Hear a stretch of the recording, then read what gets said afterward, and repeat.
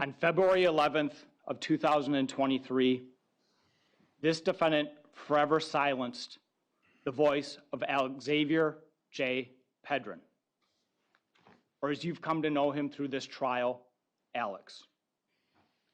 On February 11th of 2023, this defendant extinguished Alex through her brutal assault and her intentional drugging. Alex's voice cannot tell you what happened, but Alex's body is screaming out to you that he was abused and he was drugged. You saw the graphic photos displayed of Alex at autopsy. You saw the bruising on his body, on multiple planes on both sides of his face and head, and throughout all sides of his scalp, including on the top of his head. That was this defendant's stamp of abuse. You heard the levels of Xanax inside of his body. That was so this defendant could quiet his cries. Alex suffered in his final hours as he bled internally from inside of his abdomen. The Xanax slowed his respiratory system. Every breath that he took was pained by that rib fracture he had. With less blood to deliver oxygen throughout his body, his brain swelled and his body began to shut down until Alex took his last breath. At 9:44 a.m. on February 11th of 2023, Alexavier Pedrin was declared deceased. If Alex were alive today, he would be 9 years, 10 months, and 4 days old. He would be finishing the 4th grade. Alex is missed by brothers and sisters. Alex's death has left a hole in the heart of his mother, Jenna Love, and his father, Derek Pedrin. Through this defendant's abuse and intentional drugging, this community, your community, has forever lost the potential of Alex's life and what it could have been. Alex mattered. This trial process is about protecting the defendant's constitutional rights and proving that this defendant is responsible for Alex's abuse, Alex's neglect, and his death. At 9:25 a.m. on February 11th of 2023, this defendant called 911. You know it because you heard it. According to that call, she woke up to find Alex on the ground. Twice during that call, she represents that Alex's body was on the ground. She says that Alex was unresponsive and that there was an open bag of her medication on the floor. The defendant reported that she tried CPR on Alex's body to no avail, and that Alex was not breathing. As that 911 call is taking place, deputies Jar and Anderson arrive on scene. It's perhaps one of the fastest responses one could see to a 911 call. The person is still on the call, and the deputies are arriving on scene. When they arrive and this defendant opens the front door, Alex's body is on the bed, not the floor. There is a white sheet under his body to protect the bed from any accidents during the previous evening. That white sheet is undisturbed. It tells you that after Alex was put on that white sheet and in that bed, he did not move to the floor again. It's where he died. Alex's body was in rigor. His left hand was tucked inside of his pants, and his right hand was up towards his head. The left hand being tucked into his pants tells you that his body was not moved from the floor to the bed.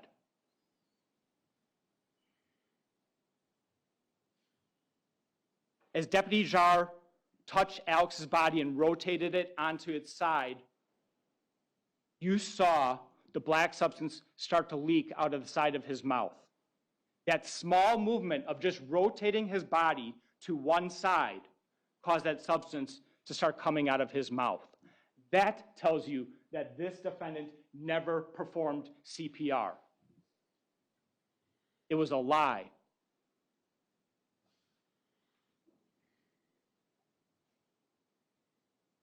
This defendant told Sergeant Williams that she performed CPR for upwards of 10 minutes.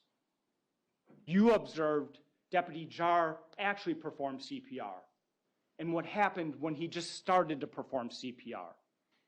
You saw the substance start to ooze out from Alex's mouth. And then as the body was moved to the floor, how it continued to ooze out and pool behind his head. That tells you there was no CPR before Deputy Jar arrived on scene. This defendant also said, when she was on the stand, that after trying to perform CPR, she held Alex's body in her arms and cried. You saw the simple movement of moving his body to the side. The simple movement of holding his body in her arms would have caused that same reaction. This defendant didn't hold Alex's body. This defendant didn't cry. You saw her face when the door was opened.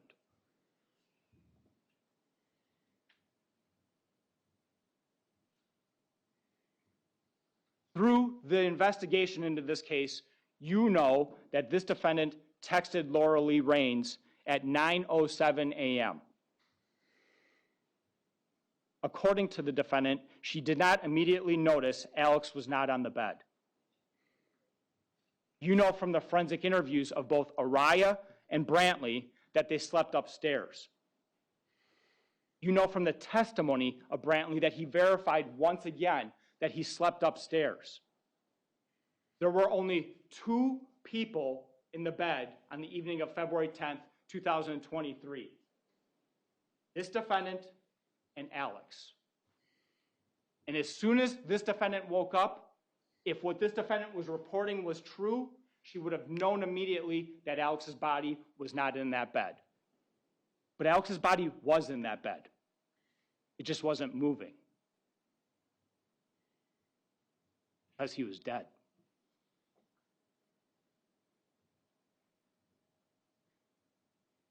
The children tell you that's what happened. The scene investigation tells you that's what happened. Alex's body tells you that's what happened. Your common sense tells you that is what happened in this case. At 9:20 in the morning, this defendant texts Rafael Suarez. "Something is wrong with my son. Don't come." The text message to Rafael Suarez, the person that she's supposed to go on a date with, goes out before she calls her own mother about Alex. The text message about Rafael Suarez saying don't come over regarding her date goes out before she calls 911. At 9:21 a.m., the defendant calls her mother, not 911. For 52 seconds, they talk. And then over 3 minutes pass after that phone call to her mother, where the testimony establishes that the defendant's mother instructed her to call 911. 3 minutes plus pass until at 9:25 and 52 seconds, she calls 911.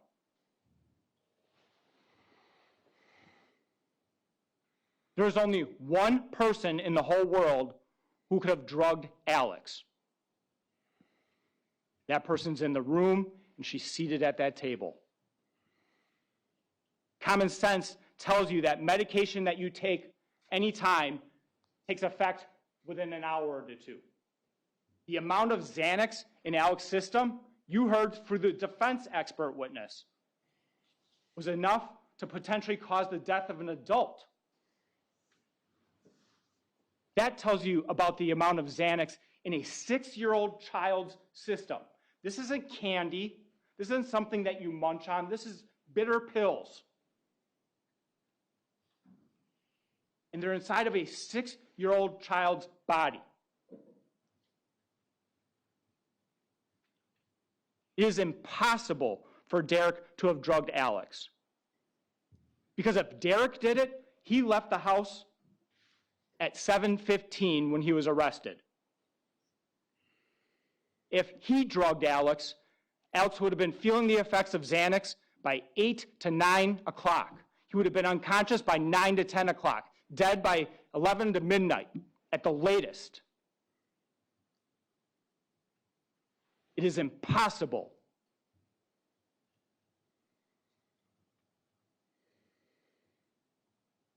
You know that Alex was awake until 3 a.m. That's what the defendant said repeatedly and did not deny when she took the stand. You know that she tried to put Alex to sleep around midnight, and he was still awake to the point that she turned the TV back on, and she continued to text Rafael Suarez.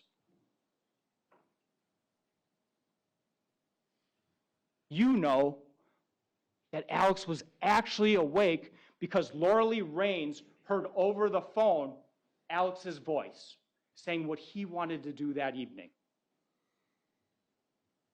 Alex was awake. Alex was alive. He was well.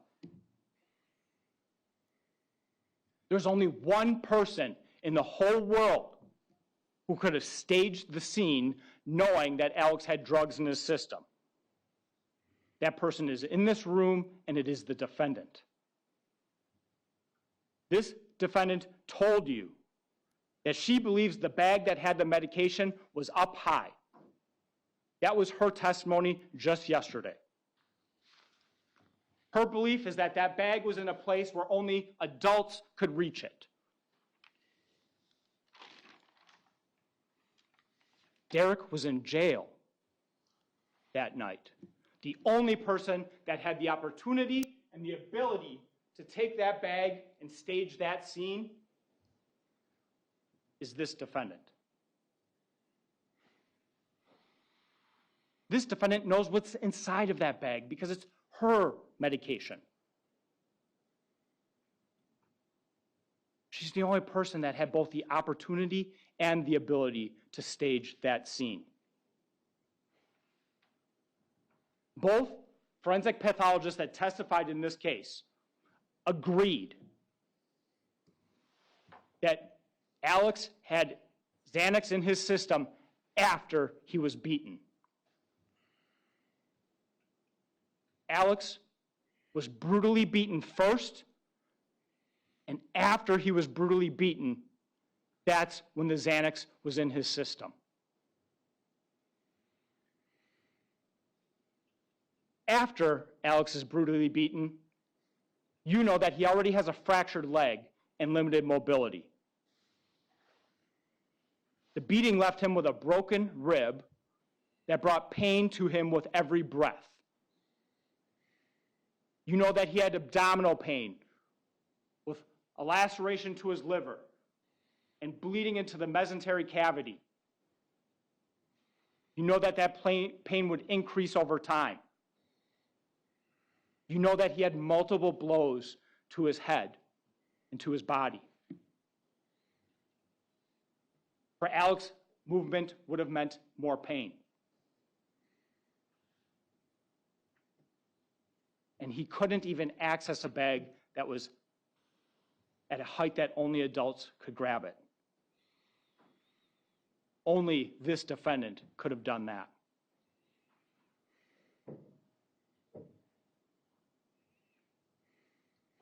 The person who administered that drug to Alex would have to know that he was beaten. He would have to know and want to silence him after he was beaten. And they would have the ability and be the only person that had the ability to stage the scene, to put the bag out, to dump the pills inside of the bag, and put the empty canister of the prednisone by Alex's body. The scene investigation conducted by law enforcement verifies that the scene was staged. Every bottle inside that bag had the child safety locks engaged. The pills inside of every single one of those bottles inside the bag matched. The pill bottle outside of the bag had pills inside the bag that matched the prescription. 10 of 12 dumped on the inside of the bag.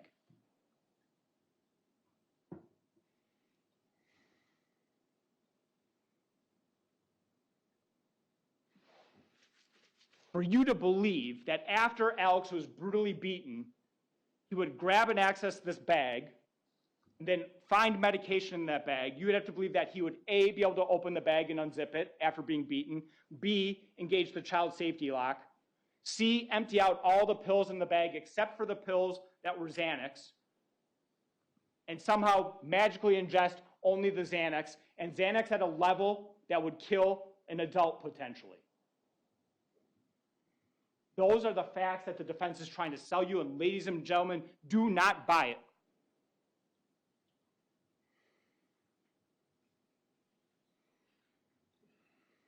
The scene investigation in this case also tells you so much more. Alex's pants are stained with cotton candy. There's an empty cotton candy container on the floor. There's also, if you look close enough, an empty can of Red Bull. And you know from the autopsy results that Alex had caffeine in his system. You know that it was a problem for this defendant that Alex would get up in the middle of the night. That's a problem that this defendant created. But Alex would get up in the middle of the night. And like any 6-year-old child, he sought sugar, he sought Red Bull, he sought the things that taste good. And so his pants are stained with cotton candy. The testimony of Investigative Sergeant Amundsen established that there was cotton candy particles throughout the bedroom. It stained the carpet, it was on the wood. The pieces that he had collected from the bed, he originally sees and then he picks up and he says, "This looks like cotton candy. It looks like what I'm seeing everywhere else." Overruled. Keep on going. You know from phone analysis that this defendant was texting Rafael Suarez during the evening of February 10th into the morning of February 11th over 160 times. Those text messages actually start at 6:18 p.m. while Derek is still at the residence. Derek arrives home from work sometime after 5:30 in the evening, and she is texting another man. And that's her right. You know that the relationship between Derek and this defendant is toxic to say the least.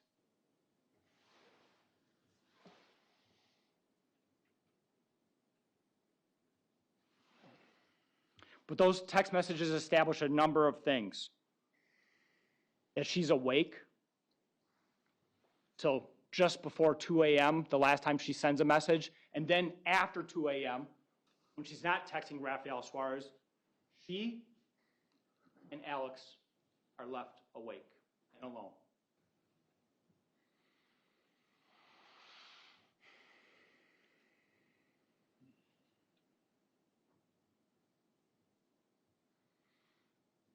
This defendant beat Alex.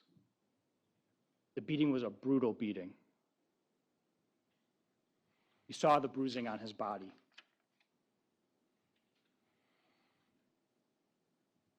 During the welfare check conducted by Deputy Kerneen, he observed Alex, not once, but twice. He came into the residence and he saw one old injury above his eye and one bruise on the back of his leg. Deputy Kernine also told you what Alex was wearing. The only thing that Alex was wearing at that time, when he looked a second time, was a pull-up diaper. The other thing that Deputy Kernine told you is that between the two times when he saw Alex in the residence, Alex repositioned his body. He moved his positioning, his body on the couch.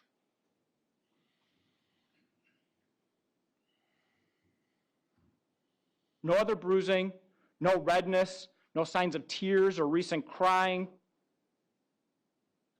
And in this defendant's own words, Alex was asleep. In this defendant's own words, the next morning, to Sergeant Williams, Alex was asleep from 5 p.m. to 7:30 to 8 p.m., the entire time that Derek was home. That's consistent with what Derek told you when he took the stand. Derek said when he came home that there was a bucket of throw-up that he took and cleaned up. And then he was cleaning up around the house. Both of those facts were verified by Deputy Kernine. Because when Deputy Kernine comes over after conducting the welfare check, the bucket next to Alexavier is empty. The throw-up has been cleaned up. But when Deputy Kernine arrives at the residence and he's looking in the windows, and Derek has no idea that law enforcement is there, Deputy Kernine testified and told all of you Derek was sweeping and cleaning the kitchen, which is exactly what Derek said he was doing.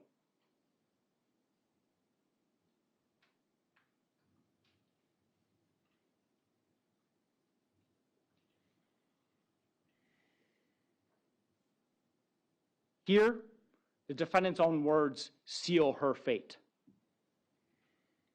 You saw the text message at 9:06 p.m. that this defendant sent to Rafael Suarez. She said, "I just showered." That text message is in response to a message from Mr. Suarez asking, "What are you doing?" From 7:47 p.m. through 8:29 p.m., there is no activity on the defendant's cell phone. From 7:47 p.m. to 8:29 p.m., her phone with no activity is consistent with a person showering. What's more, the photograph that you saw this morning, the selfie, the first selfie that she took, is consistent with someone who got out of the shower within a half hour. Her hair still looks wet. She's got a bathrobe on. She has no makeup on her face. And then within 20 minutes, she has makeup on, her glasses on, but the same bathrobe on.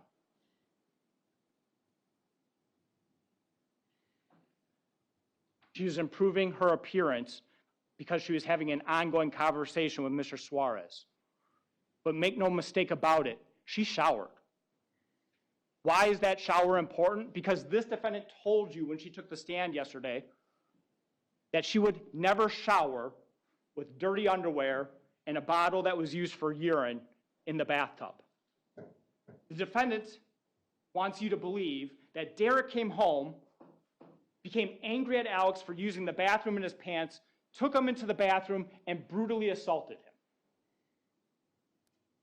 And she says the proof of that is the dirty underwear and the bottle that was in the tub.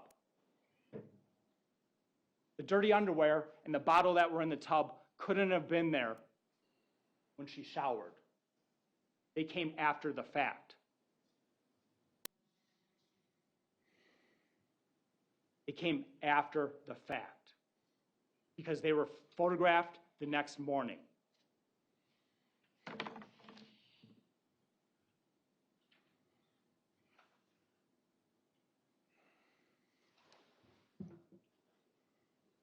The defendant's story that Derek beat Alex in that bathroom is just that.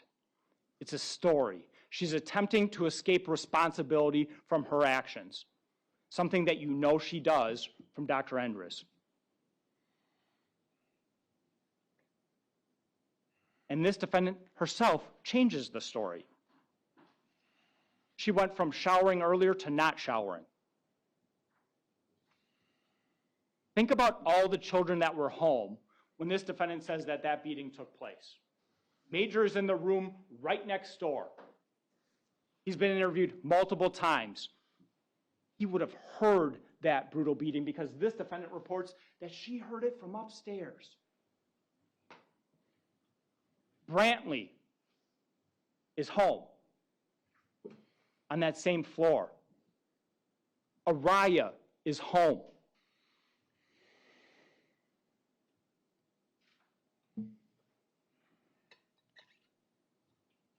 The defendant's story is not supported by Deputy Kerneen's observations. It's not supported by what this defendant originally reported to law enforcement, which is that Alex was asleep that entire time, which is completely supported by Deputy Kerneen's observations, which is completely supported by what Derek told all of you, which is completely supported by the scene with the garbage can being emptied and Derek sweeping.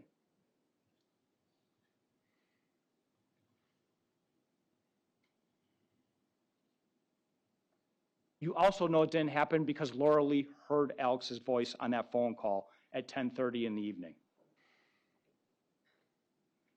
You also know it didn't happen because this defendant reported that Alex was fine that evening. Multiple times she told law enforcement.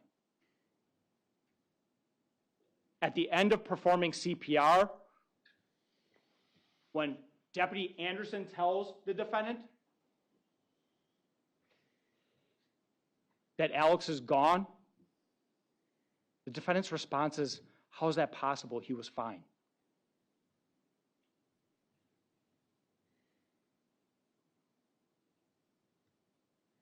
After being in this trial for the last 2.5 weeks, it's really easy to want to blame Derek Pedrin.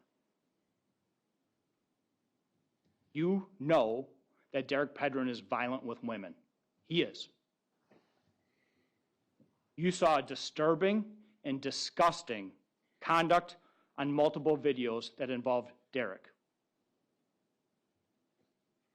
At the beginning of this trial, during my opening statement, I told all of you, Derek is a domestic abuser, and by God, he is.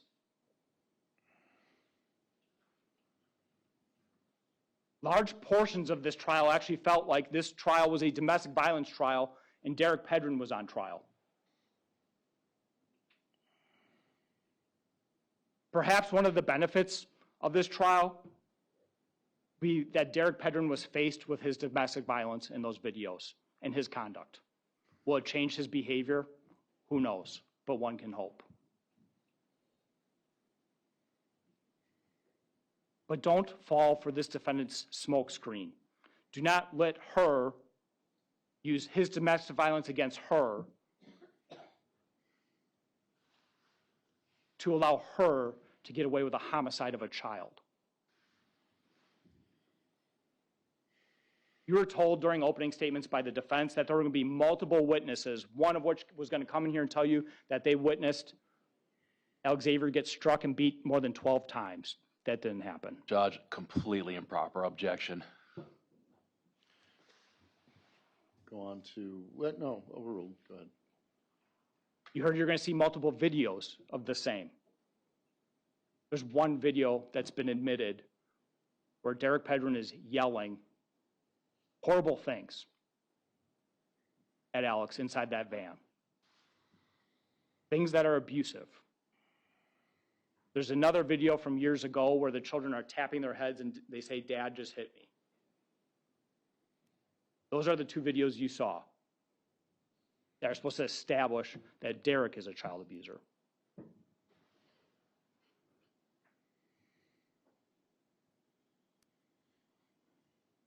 Context also matters.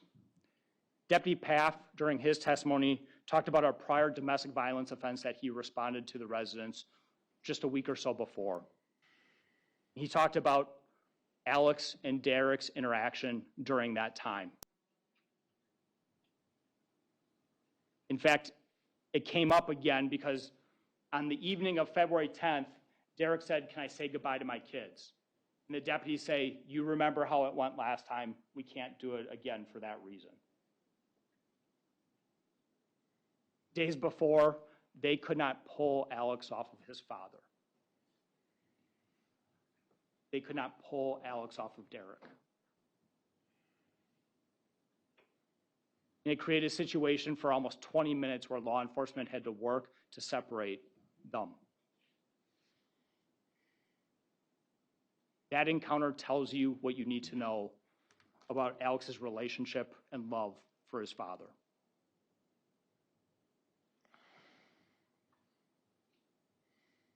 Make no mistake about it, Derek has responsibility. He has responsibility for Alex's neglect. He has responsibility for not getting Alex to the doctor on time. He has responsibility for not ensuring that Alex was attending school.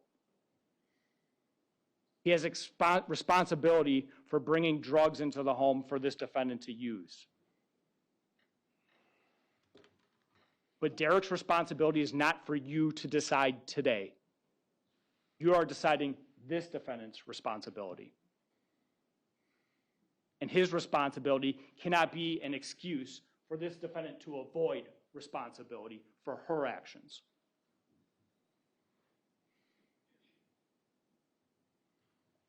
You have heard even more compelling evidence that this defendant is responsible for Alex's abuse and his death. The defendant's own children. In a forensic interview that was conducted by Major, and remember the dynamics of the forensic interview. At the time that law enforcement originally responds on February 11th, they believe this may be an overdose of prednisone. There's bruising on Alexavier's body on the outside, but they don't know about all the trauma on the inside. In an abundance of caution, law enforcement sets up forensic interviews of the children. Major goes and stays with his dad, a dad who has no idea what's happening inside the home of the defendant. Brantley and Araya stay with the defendant's family. They are with separate families and think about what they report in those forensic interviews. Major says that this defendant kicks Alex a lot in his chest and in his face. That this defendant kicked Alex the last time Major saw Alex. That'd be the night before he died. That this defendant has choked Alex on multiple different occasions.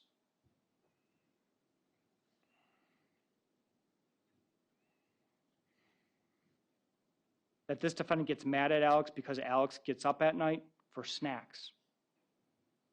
This defendant puts hot sauce on his food as a punishment. That this defendant stomps or steps on Alex's chest.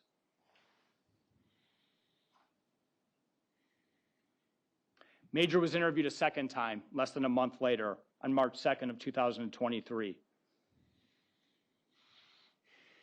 During that forensic interview, Major talked about the purported stairway fall and what this defendant did after that purported fall down the stairs by bending Alex's leg until Alex cried out in pain, and the defendant told Alex to be quiet or she would bend it further. Major also talked about seeing this defendant choke Alex during that same encounter. Brantley was interviewed originally on February 12th. Brantley talked about Alex stealing, that this defendant got mad for the stealing and kicked Alex in the chest, that Alex whined and winced in pain. Brantley made a statement in that forensic interview about how this defendant in the past used a spoon to strike Alex. When he was asked if there's any choking in the house, he said, "Yes, my mom does it, and she does it to Alex." Both Major and Brantley independently say all of this happens when Derek is not home.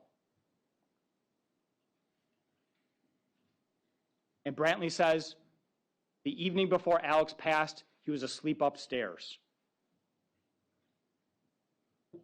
Brantley made statements in that forensic interview about green poisonous water. He made statements about guns upstairs, diamonds upstairs, and the spoon being upstairs. Those statements have been represented as untrustworthy just because of the nature and the content of what they contain. This is a 5-year-old child talking. Do not judge a statement of a 5-year-old child from the perspective of an adult. I like to take my kids to sporting events. When they're much younger, I would take them to Brewer games. When someone would ask me what happened at that Brewer game, I would talk about the pitching, who hit well, what the final score was, and how the Brewers played overall. The perspective of my daughters, who were much younger, would talk about what they got to eat. Did Dad buy licorice? Did we have ice cream? Did we go to the PlayStation inside the stadium? We had the exact same experience, but the perspectives that we had as an adult and as children were different. Brantley talked about green poisonous water. Remember the scene photographs? There was green water in the toilet. Brantley talked about his dad having guns. How many times in those videos that we are shown were there actual arguments about firearms in that house? It came up more than once. Brantley talked about diamonds being upstairs in that same area. It makes sense that jewelry and a gun or those type of items are all going to be stored in a safe area in the house. That's a 5-year-old child's perspective. That's what he's describing. Remember that. Brantley was interviewed a second time after Derek recorded Brantley. You saw Derek record Brantley. You saw the full recording. Derek actually asked open-ended questions. Tell me what you just said. What happened after that? What happened after that? Those are open-ended questions, the kind that you heard from Danielle on the stand that you should use when you're interviewing a child. Based on those open-ended questions, a second forensic interview is set up of Brantley. During this interview, Brantley said that this defendant pushed Alex down the stairs. But what's important about what he was saying is he's talking about a push down the stairs before death. He's not talking about the push down the stairs that happened resulting in the broken leg.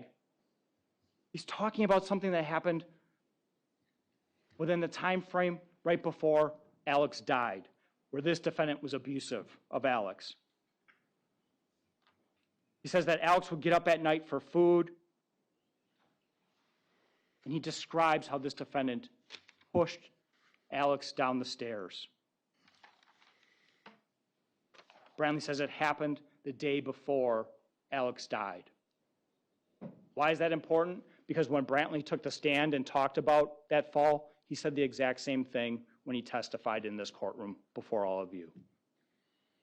That there was a push down the stairs the day before Alexavier died.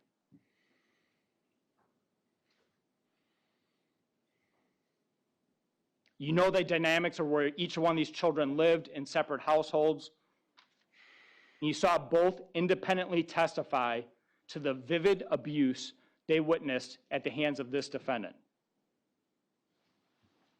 Major took the stand in the very same courtroom where his own mother is in the courtroom. Think about that from the perspective of both Major and Brantley. They came into the courtroom and they testified in the same room as their own mother about what she did to their own brother. Major said that the defendant would punch, hit, kick, and choke Alex. He said all of these things happened while Derek was at work. He described a specific instance of kicking in the kitchen where the defendant kicked Alex while Alex was on the ground, kicked him multiple times. He talked about another incident that happened in the living room where mom, quote, kicked Alex everywhere on his body. He talked about multiple instances of choking, including one that happened the day before Alex died, where the defendant was on top of Alex, straddling him. And he gave a really powerful and a really vivid description of Alex's response, his bodily response to being choked. He talked about how his arms and legs were flailing. Think about that. Think about that, because that is a natural response to someone choking and trying to fight off being choked. And he's telling you with his eyes what he saw this defendant do. He talked about how this defendant would punch Alex, and he demonstrated with his fists. He talked about how Alex would be treated differently with food. He'd be kept from eating. He only got crust from the pizza. He'd get hot sauce on his food. He was treated differently. He was made to sit on the floor if he didn't finish his food on time. Talked about how Alex would get up in the middle of the night. The defendant told you that Alex got up in the middle of the night. Brantley, who has not been living with Major, has been living with Derek, verified Major's account of events. He described this defendant assaulting Alex over and over. Talked about Alex being on the ground and the defendant kicking Alex in his chest. Brantley said this defendant would abuse Alex a lot, that she would routinely choke Alex. Alex's face would turn red and sometimes purple. This defendant would choke, kick, and hit Alex on more than 3 occasions. During this trial, he was asked about food for the first time. He says this defendant would put hot sauce on Alex's food. This defendant would add more hot sauce if Alex wouldn't eat the food with the hot sauce on it. Years passed between those original interviews in February of 2023. Major was now 12 years old when he took the stand. Brantley was 9. They have grown up. Their vocabulary has improved. They have more words to tell you what happened, and they use that vocabulary and those words to tell you what they've witnessed in their home with their own eyes at the hands of this defendant. Ladies and gentlemen, child abuse is a crime that happens behind closed doors. Perpetrators of child abuse rely on that fact. They rely on the fact that the public is shielded from their actions, that you can't see what happens in the home, that the victims of child abuse are people that they have relationships with, that the witnesses of the child in the home are people that they have relationships with. That provides perpetrators of child abuse like this defendant with protection.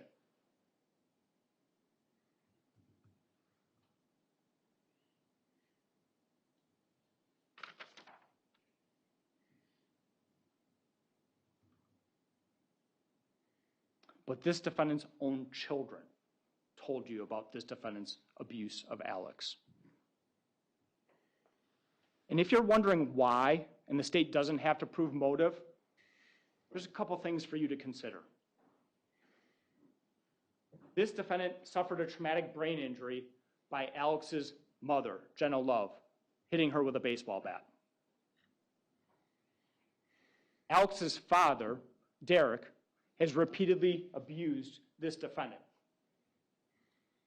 Alex as a child, every time she looks at Alex, is a reminder of Jenna Love and being assaulted and having to take care of Jenna Love's son, and a reminder of Derek's domestic violence and having to take care of Derek's son.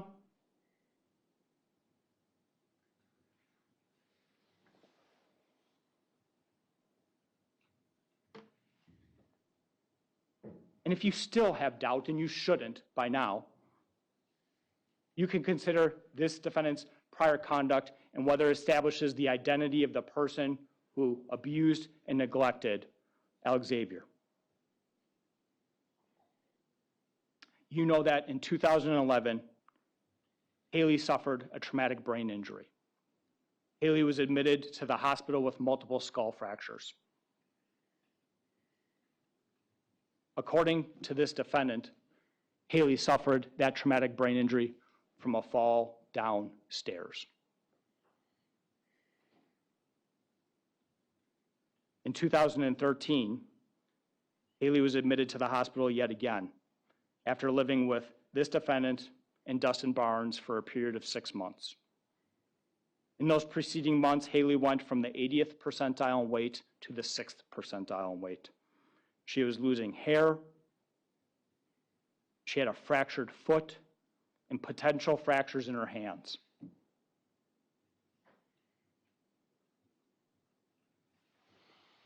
Haley was not this defendant's child. There was another child the same age as Haley that lived in that house, and the two were treated different.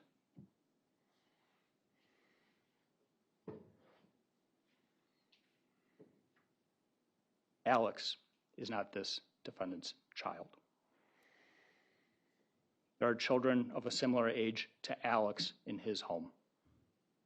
According to those children, Alex was treated different.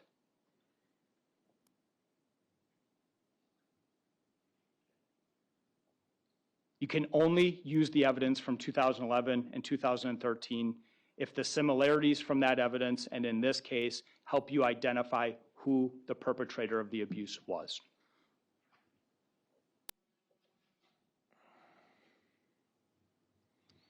I want to talk a little bit about child neglect. Alex had over 100 absences from school in 2 years. In a little over the half year that he attended the first grade, he had 40 absences in 75 days. The principal of Alex's school testified about the harm that is caused to children when they don't attend school.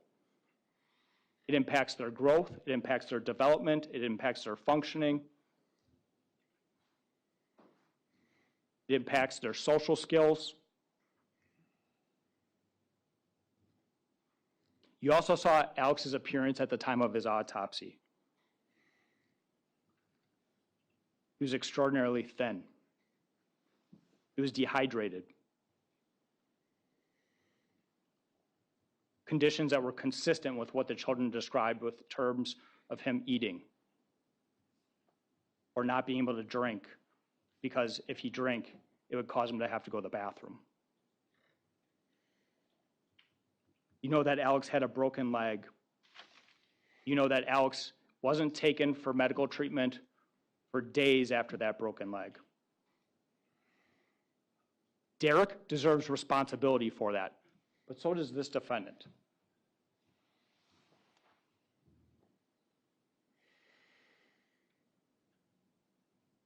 There are many ways in which you can get a child to a medical facility without having to drive them there. There are many actions that this defendant could have sought to try and help Alex.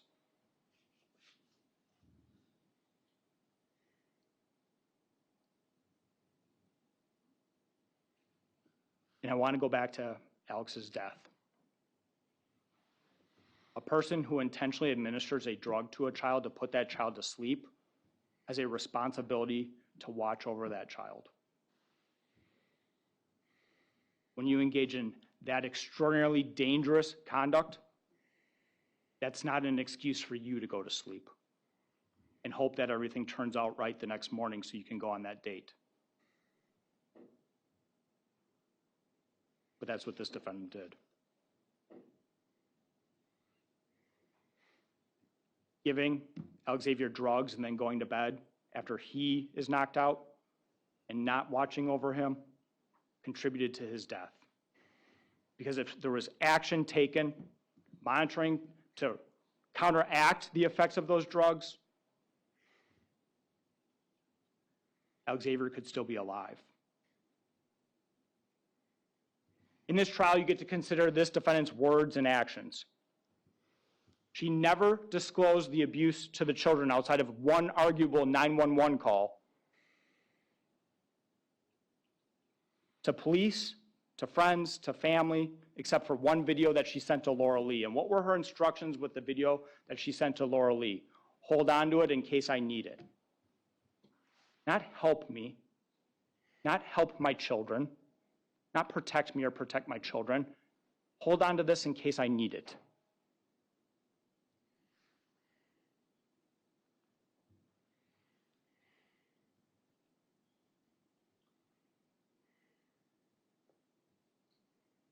You know that this defendant got rid of the SD cards. Special investigator or investigative Sergeant Amundsen saw those SD cards on February 11th, 2023. He didn't collect them that day, and I imagine he's kicking himself for it. This defendant had the password, the ability to log in, and when you log on to the account, it sends a notification to the email of that account. We saw the notification when Investigative Sergeant Amundsen logged in. And as he's logged in, the videos are being deleted. The holder of that account would get the notification and be able to sign in and delete those videos. This defendant was deleting those videos.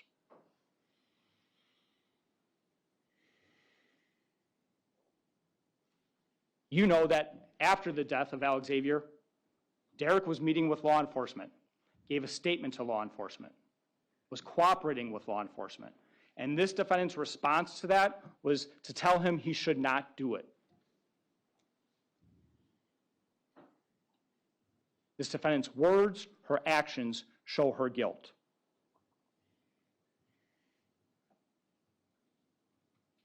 Her lies about the shower establish her guilt.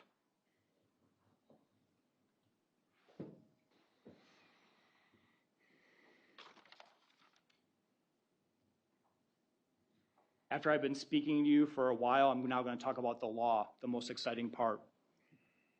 That was supposed to be funny, none of you laughed. Count one is first-degree intentional homicide. It has two elements. The defendant caused the death of Alex, and the defendant caused the death of Alex with the intent to kill. I want to talk about the intent to kill. Intent to kill includes language that the defendant's actions were practically certain to cause the result. You saw the brutal beating that Alexavier sustained at this defendant's hands. You saw the drugging and the amount of drugs in his system. There can be no conclusion, but each of those combined demonstrates that it's practically certain to take Alexavier's life. It is difficult to fathom a caretaker, someone who fills a parent-like role, extinguishing the life of a child. And for that reason, you have lesser included offenses to consider. You have the ability to consider whether or not the defendant's actions were intentional or utterly reckless. Make no mistake about it, it is the state's position that this death was intentional. The beating, the brutal beating, combined with the administration of a drug at that level, made it practically certain that Alexavier was going to die.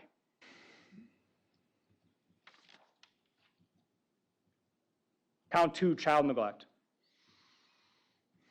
One of the elements is a person responsible for the welfare of a child. A girlfriend to a parent is a person responsible for the welfare of a child because that parent is using or employing that person as a caretaker for their children.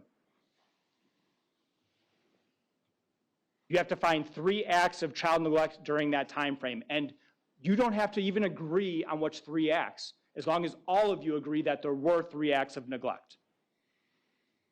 There's medical neglect, there's educational neglect, there's nutritional neglect in this case, supervisory neglect, and there's multiple forms of each. All you as a jury has to do is find 3 or agree that there were 3, and you don't even have to agree on which 3 constitute the 3.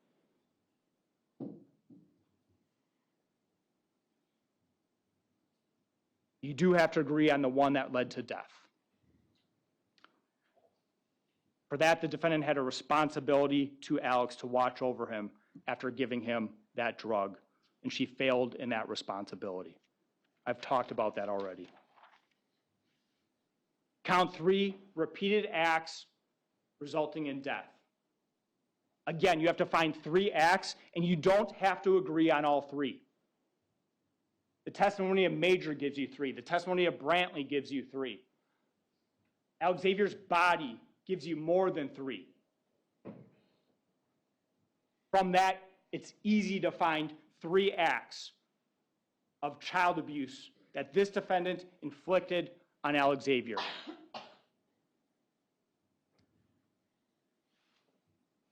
Did the defendant cause bodily harm is the first element for each one of those acts. Bodily harm includes physical pain, injury, or impairment of physical condition. All Alexavier had to have was pain or impairment of his condition from this defendant's acts. That the defendant acted intentionally. Kicking someone is an intentional act. Punching someone is an intentional act. Hitting someone is an intentional act. And by God, choking a 6-year-old child is an intentional act.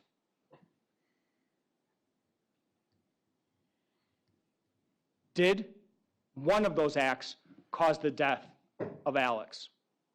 This is where you do have to agree. You have to agree on the act that caused his death.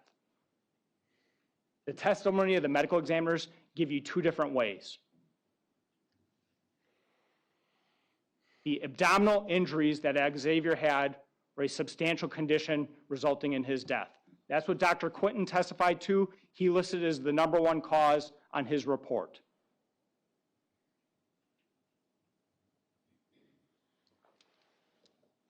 Impairment of his physical condition by administering a drug is another way of committing child abuse. It's an intentional act, it impairs his physical condition, and the administration of Xanax caused his death. Either one of those, as long as all 12 agree, is sufficient for finding and answering that question, yes.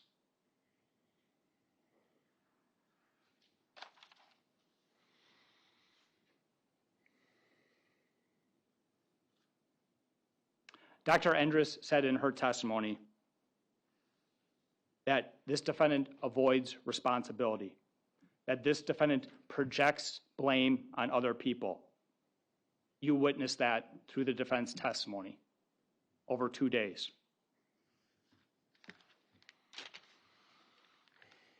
There was something that the defendant said twice during her testimony that all of you should agree with. This defendant told you twice that Alex was murdered. Alex was murdered. Alex was murdered by this defendant. This defendant does everything she can to avoid personal responsibility. Give her a lesson in personal responsibility and find her guilty.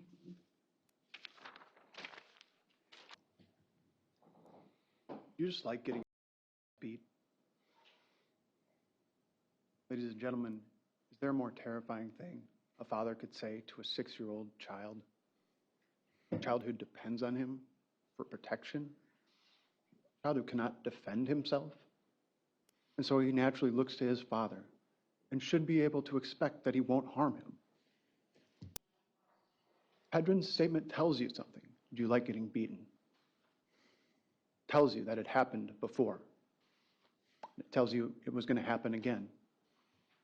Tragically, it was routine. And it tells you something else that is critically important in this case. It tells you that Derek Pedrin was not Alexavier's protector. He was his abuser. And that matters. That matters because this case is not just about what happened to Alexavier. It is about what law enforcement chose not to see. It is about what they refused to investigate.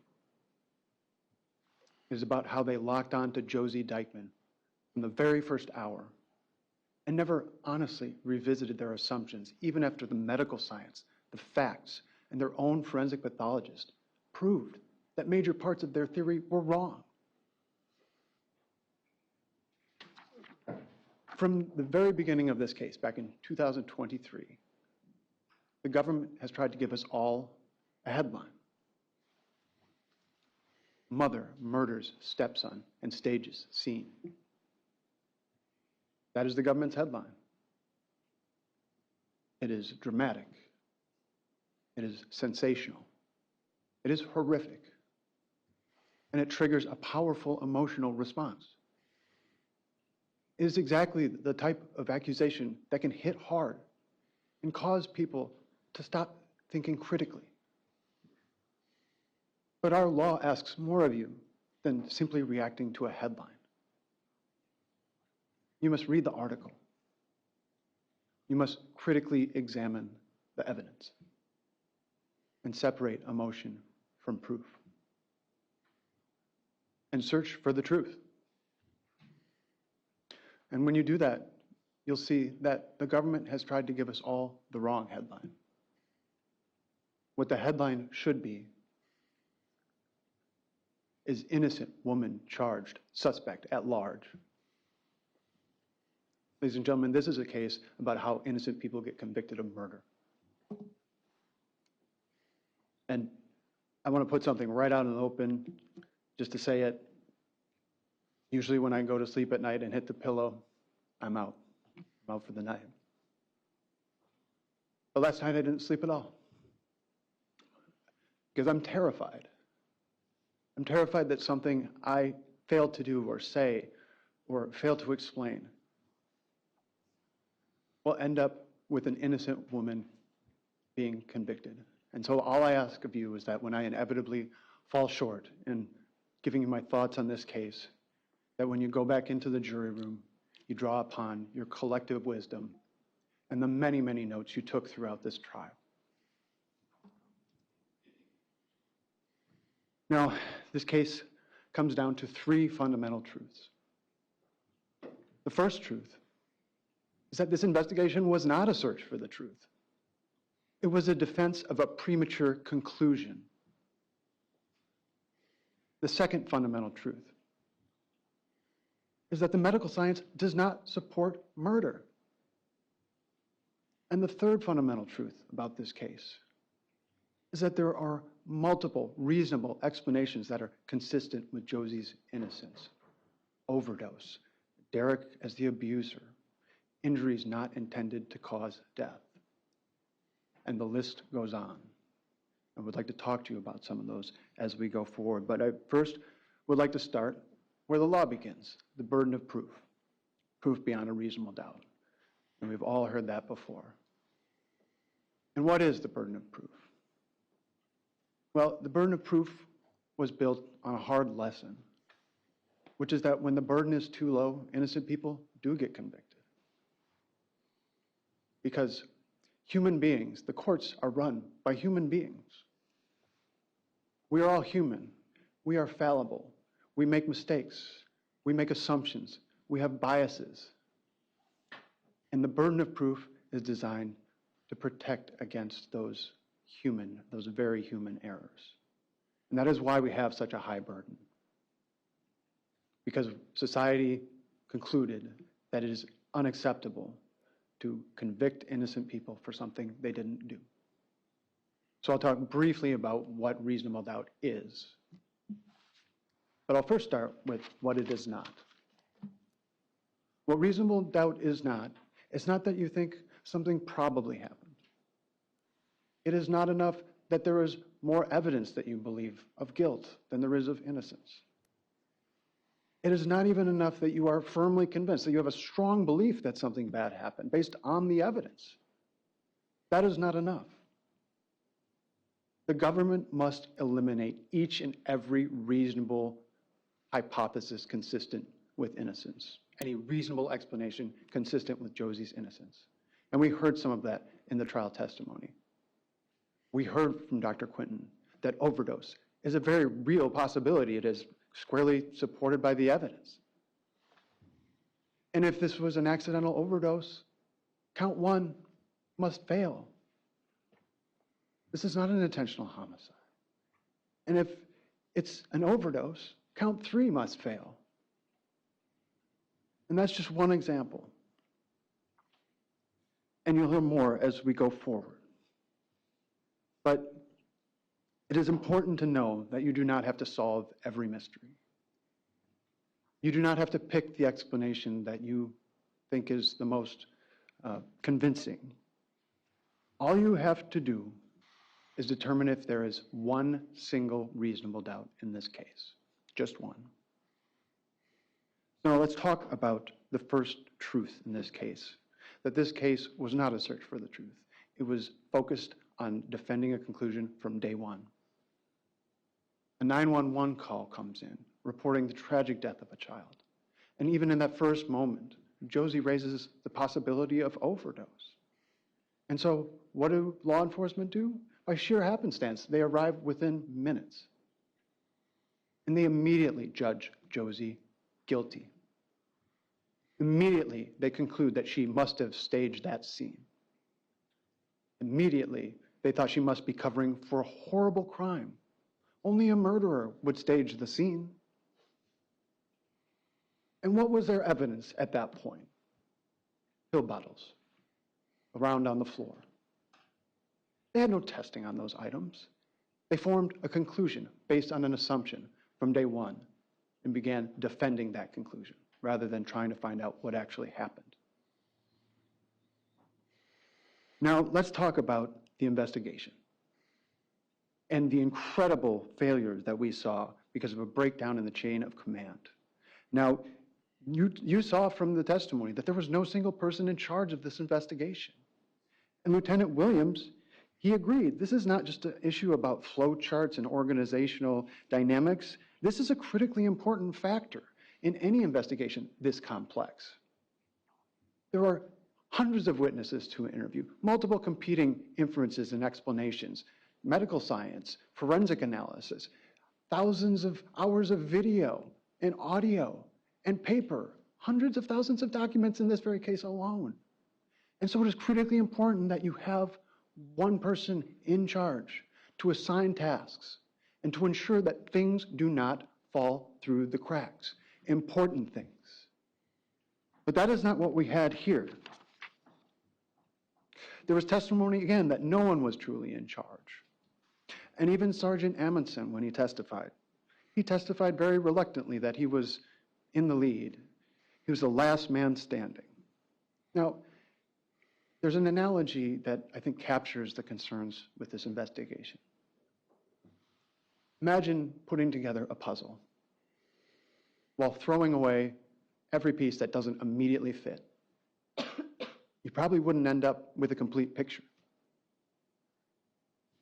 Now, let's talk about the behavior, the actions of what happened. Because an investigation should not just draw a conclusion and defend that conclusion. An investigation should actively try to disprove its own conclusion, just like the scientific method, to test all of the other possible reasons or possible explanations of what happened. But we did not see that in this investigation, and so we cannot be certain of its results. And a very early example of that, an investigation at the very beginning, it should expand. It should look at all the possibilities. It should not immediately narrow, but we saw how this investigation immediately narrowed when instead it should have broadened. And we see that in the DNA evidence, which you didn't hear anything about in the closing argument of the government's attorney.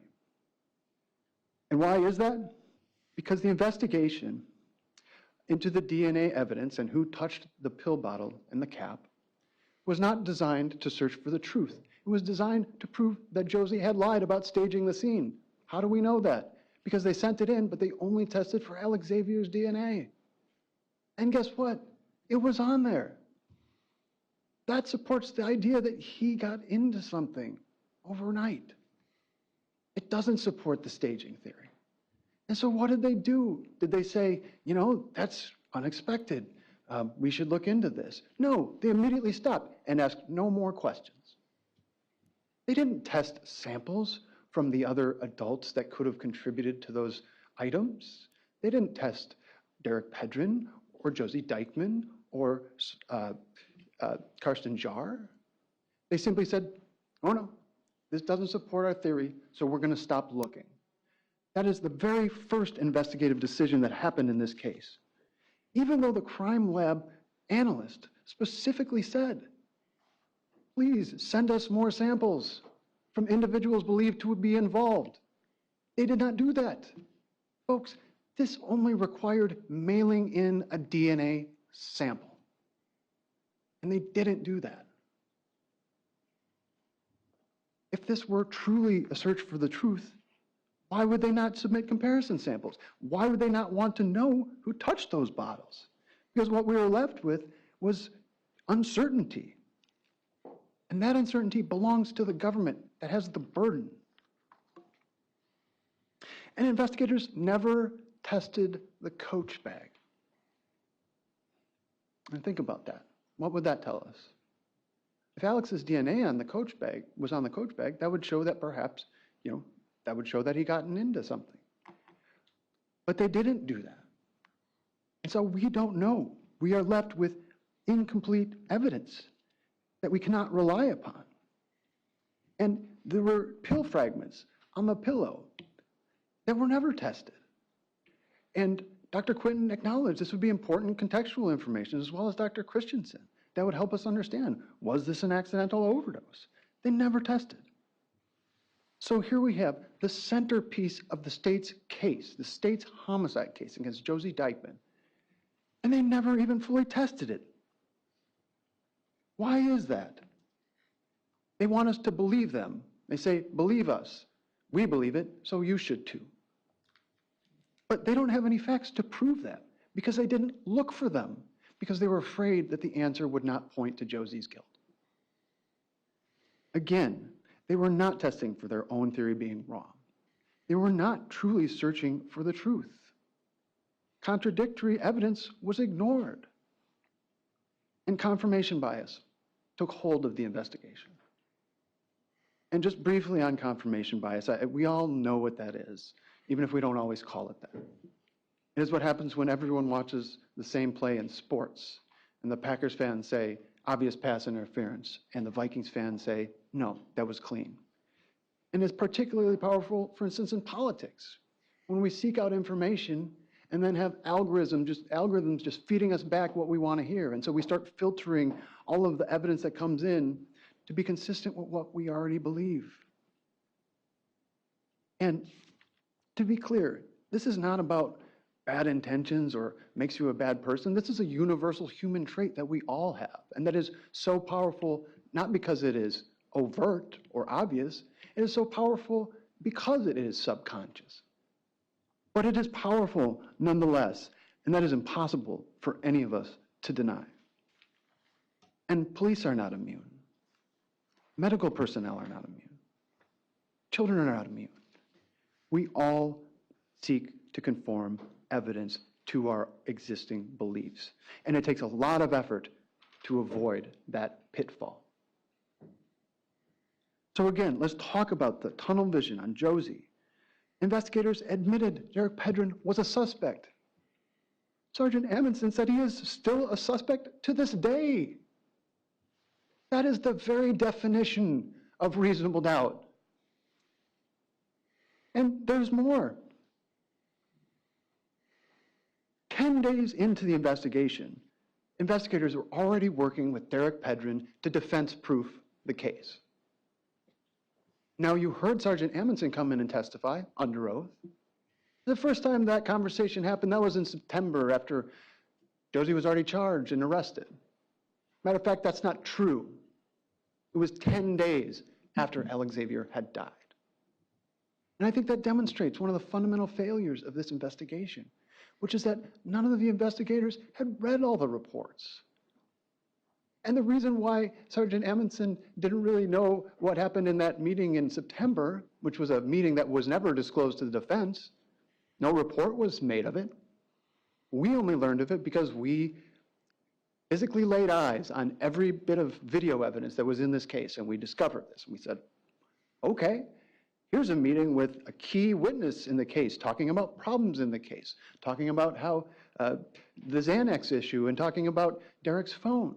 In the very beginning of that meeting, the investigators asked Derek, this was in September, "Do you still have that phone that we were interested in looking into?" He said yes. But then, a little while later in that same conversation, they asked him again, "Can we see your phone?" He said, "Phone? What are you talking about? It's broken. I don't have that phone." And they never even asked what he meant by that, not once. They never seized Derek Pedrin's phone at all, this entire investigation. And let's draw the contrast between that behavior and that of Josie's. You saw Josie's interview with Lieutenant Williams at the very beginning of this case when this had just happened. And Josie handed over the phone willingly. Now, of course, it is true that investigators could have seized that phone without question. And maybe Josie knew that. Maybe not. But what they couldn't have done is compel her passcode. And Josie gave them her passcode without any problem. And that unlocked her life for investigators to inspect. Guess who didn't do that? Derek Pedrin. And think about phones, just for a moment. A phone is no longer this rotary dial, object that we had in our house to communicate people across long distances. No, it is now essentially an alter ego. There is no single belonging that any of us possess that gives more insight into what we are doing with our lives, where we physically are located at any given time, what we're searching for, who we're communicating with, what we are communicating about. This gives police a roadmap into Josie's life. And because she had nothing to hide, she gave it to them. Can we conclude the same thing about Derek Pedrin? That is up to you to decide. So again, we see the investigation immediately focusing only on Josie and not testing its own theories. Now, again, Derek Pedrin admitted to Xanax bringing it into the house. But that wasn't what he said at first. He had to be caught lying in that very first instance. Because he first said that it came from Josie. It came from Josie's mom. It came from her prescription. And that was not true. And then he said it was from Ted Colkine. She got it from Ted Colkine. Investigators ran down that lead. Turns out that wasn't true. So finally, he admitted to being the source of this substance that we know could very well have killed Alexavier. But they never fully investigated. They never investigated his supplier. They never investigated drug transactions, and they never followed up on any of this evidence. There was a critical text about scripts on February 9 of 2023, one day before the evening into Alexavier's last day. And they never investigated that. We only found out about what was going on when Mr. Pedrin was up on the stand and Attorney Zacher asked him about it. That was the first time. Investigators apparently never asked. So we had to do that in open court in front of everyone and find out what the answer is. Let's talk about Derek Pedrin again for a moment. Investigators knew he had a lengthy history of violence, 7 criminal convictions, a serial strangler of women, Josie being first and foremost. Threats to kill Josie. He put her head through the wall several times. There were no contact provisions, but that was just a sheet of paper. And we also saw that there is evidence of child abuse. You saw that video. It was heart-wrenching. Do you like getting your ass beat? That represents rage, intimidation, and violence, and abuse. And when Mr. Pedrin was asked about that particular incident, the question was, you were out of control, right? You would agree. You were out of control. His answer? I wasn't out of control. I was just angry. Does that match up? If any of us were walking down the street and saw somebody behaving that way towards a child, would we say, no need to worry. He's not out of control. He's just angry. Well, apparently Sergeant Amundsen agreed with that as he testified. Now, there's another thing. And here is a very telling exchange. when Mr. Pedrin was asked, have you ever punched or kicked the children? His answer, I don't think so. Is there a parent in this world who cannot simply answer that question with a no? That would be a parent who has done that more times than he is willing to admit. And so we have repeated lies from a suspect in this own investigation, lied about the Xanax, and let's just ask if he's willing, and he lied about his alcohol use. Even though he got arrested months earlier from his testimony while he was intoxicated. I guess we have to believe that he forgot about that, but the truth is much likely different. And so if Mr. Pedrin is willing to lie about some of these the smallest things that don't matter in a criminal trial, are we really to believe that he wouldn't be willing to lie about what's most important to him? His own responsibility for Alexavier's death? That is a question that you will have to resolve. But the importance of this, the point is that the government's investigation, it created the uncertainty in this case. And they own that uncertainty. They created it, and they took on the highest burden in the law when they filed these charges. And they don't just get to come in here and throw out different possibilities of what might have happened. They have to provide precise proof of what happened in that house and what caused Alexavier's death. And so again, we saw no single investigator reviewing any of the case file, key interviews without police reports, and again, I must say one more thing about this meeting that happened in September that was not disclosed in any report. In a search for the truth, investigators document important witness context when they're talking about problems in the case. They're talking about issues in the case. They write reports. I mean, they wrote a report about some random person who evidently didn't know Josie and said something about how she wouldn't let her look after her dog. But they didn't write a report with one of their key witnesses, who apparently is still a suspect. Why? Because if you're searching for the truth, you document these contacts. But if you're defending a conclusion, inconvenient facts have a way of leaving no paper trail. So we see how evidence portraying Derek negatively was minimized or ignored. Evidence portraying Josie negatively was amplified and emphasized. Investigators never failed to follow up on statements that Derek treated Alex poorly. And these irrelevant comments were included. And we'll get to this later, but there was also a key piece of evidence in this trial that you heard, which was the 911 call in November of 2022, when Derek Pedrin had viciously assaulted Josie by repeatedly punching her in the throat and strangling her because she cooked the beef, the ground beef for the kids. That was his ground beef. And so that's what he does when you cook his ground beef for the kids. And she told you that in the 911 call, that she had no reason to know would show up in a homicide trial 4 years later. But what does that tell you? It tells you that she said he did the same thing to his 6-year-old, to Alex, and that he was teaching Alex to lie. That was in that call. That is a snapshot of what is actually happening in real time, before anybody knew it would become relevant in this trial. That is evidence you don't have to ignore. So let's move forward to some of the most dramatic, incredible testimony I've seen in a trial. When Lieutenant Williams was asked about what is the state's theory? Why would Josie do this? When she was looking forward to a date, she was taking selfies with Brantley, she was texting with Raphael, she was seemingly looking forward to a future with someone other than Derek. Why would she do that? And Lieutenant Williams' answer was, if you're saying she killed him that night, I have no idea. Once again, that is the very definition of reasonable doubt. If he doesn't know, how can we?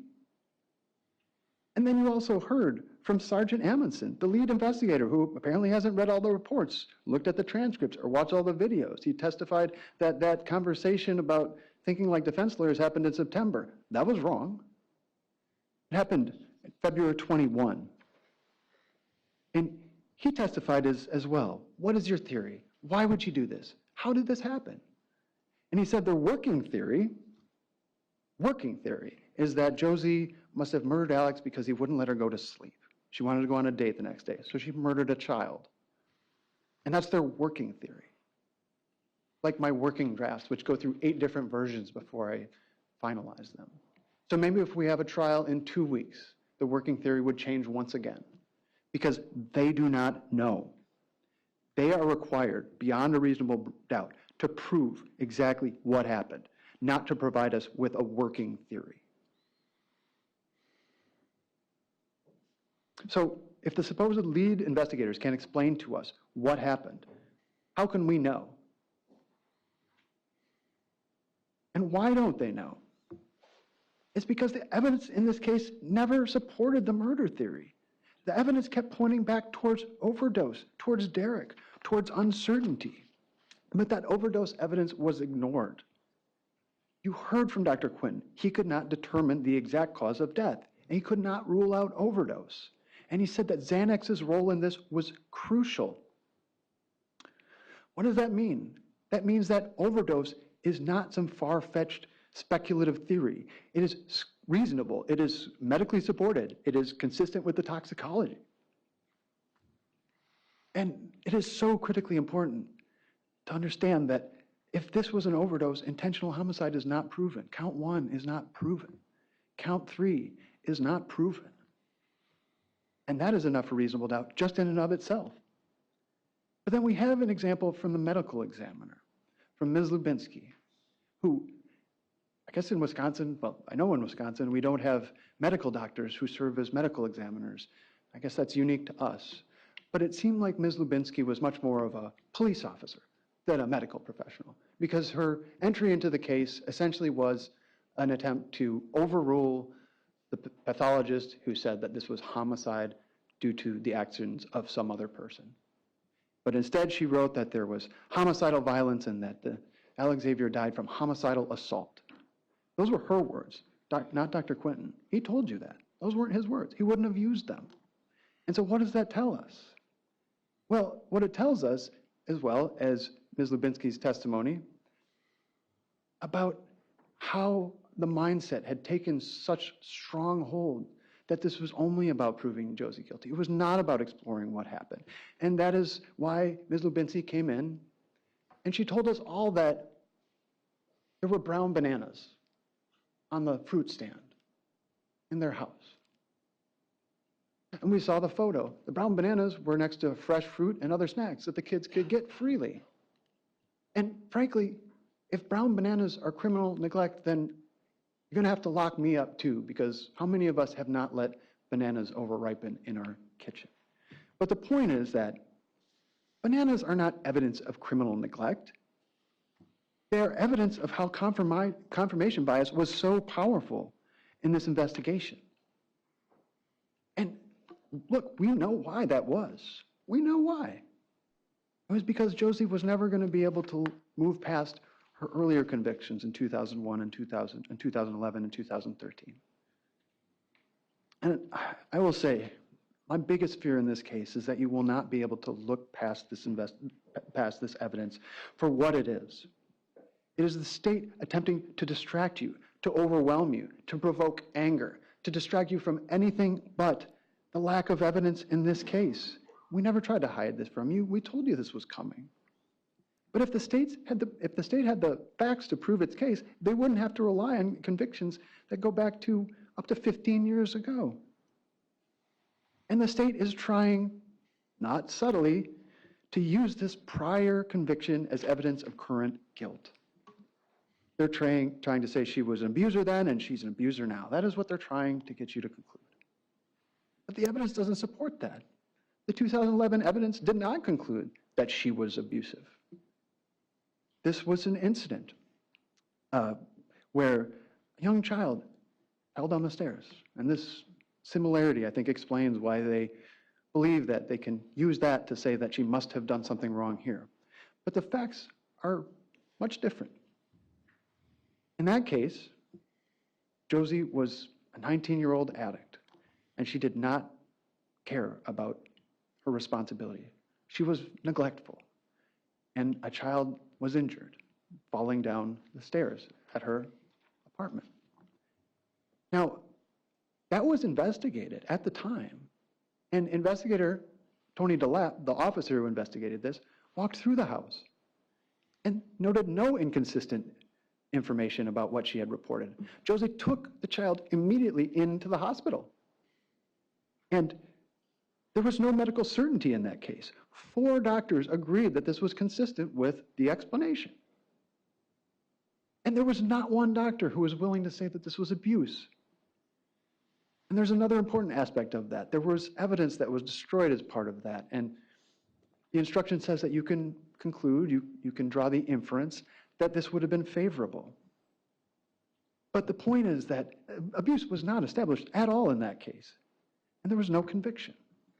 But there was another concerning circumstance with Haley in 2013. To be sure, there were some fractures, and there were some other conditions having to do with malnutrition, vitamin D deficiencies, other physical ailments that are dangerous for a child if they're not treated. And that was investigated thoroughly. And it was believed that as to the physiological conditions, that she had celiac.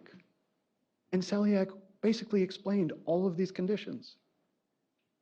It's basically a disorder that prevents absorbing proper nutrients.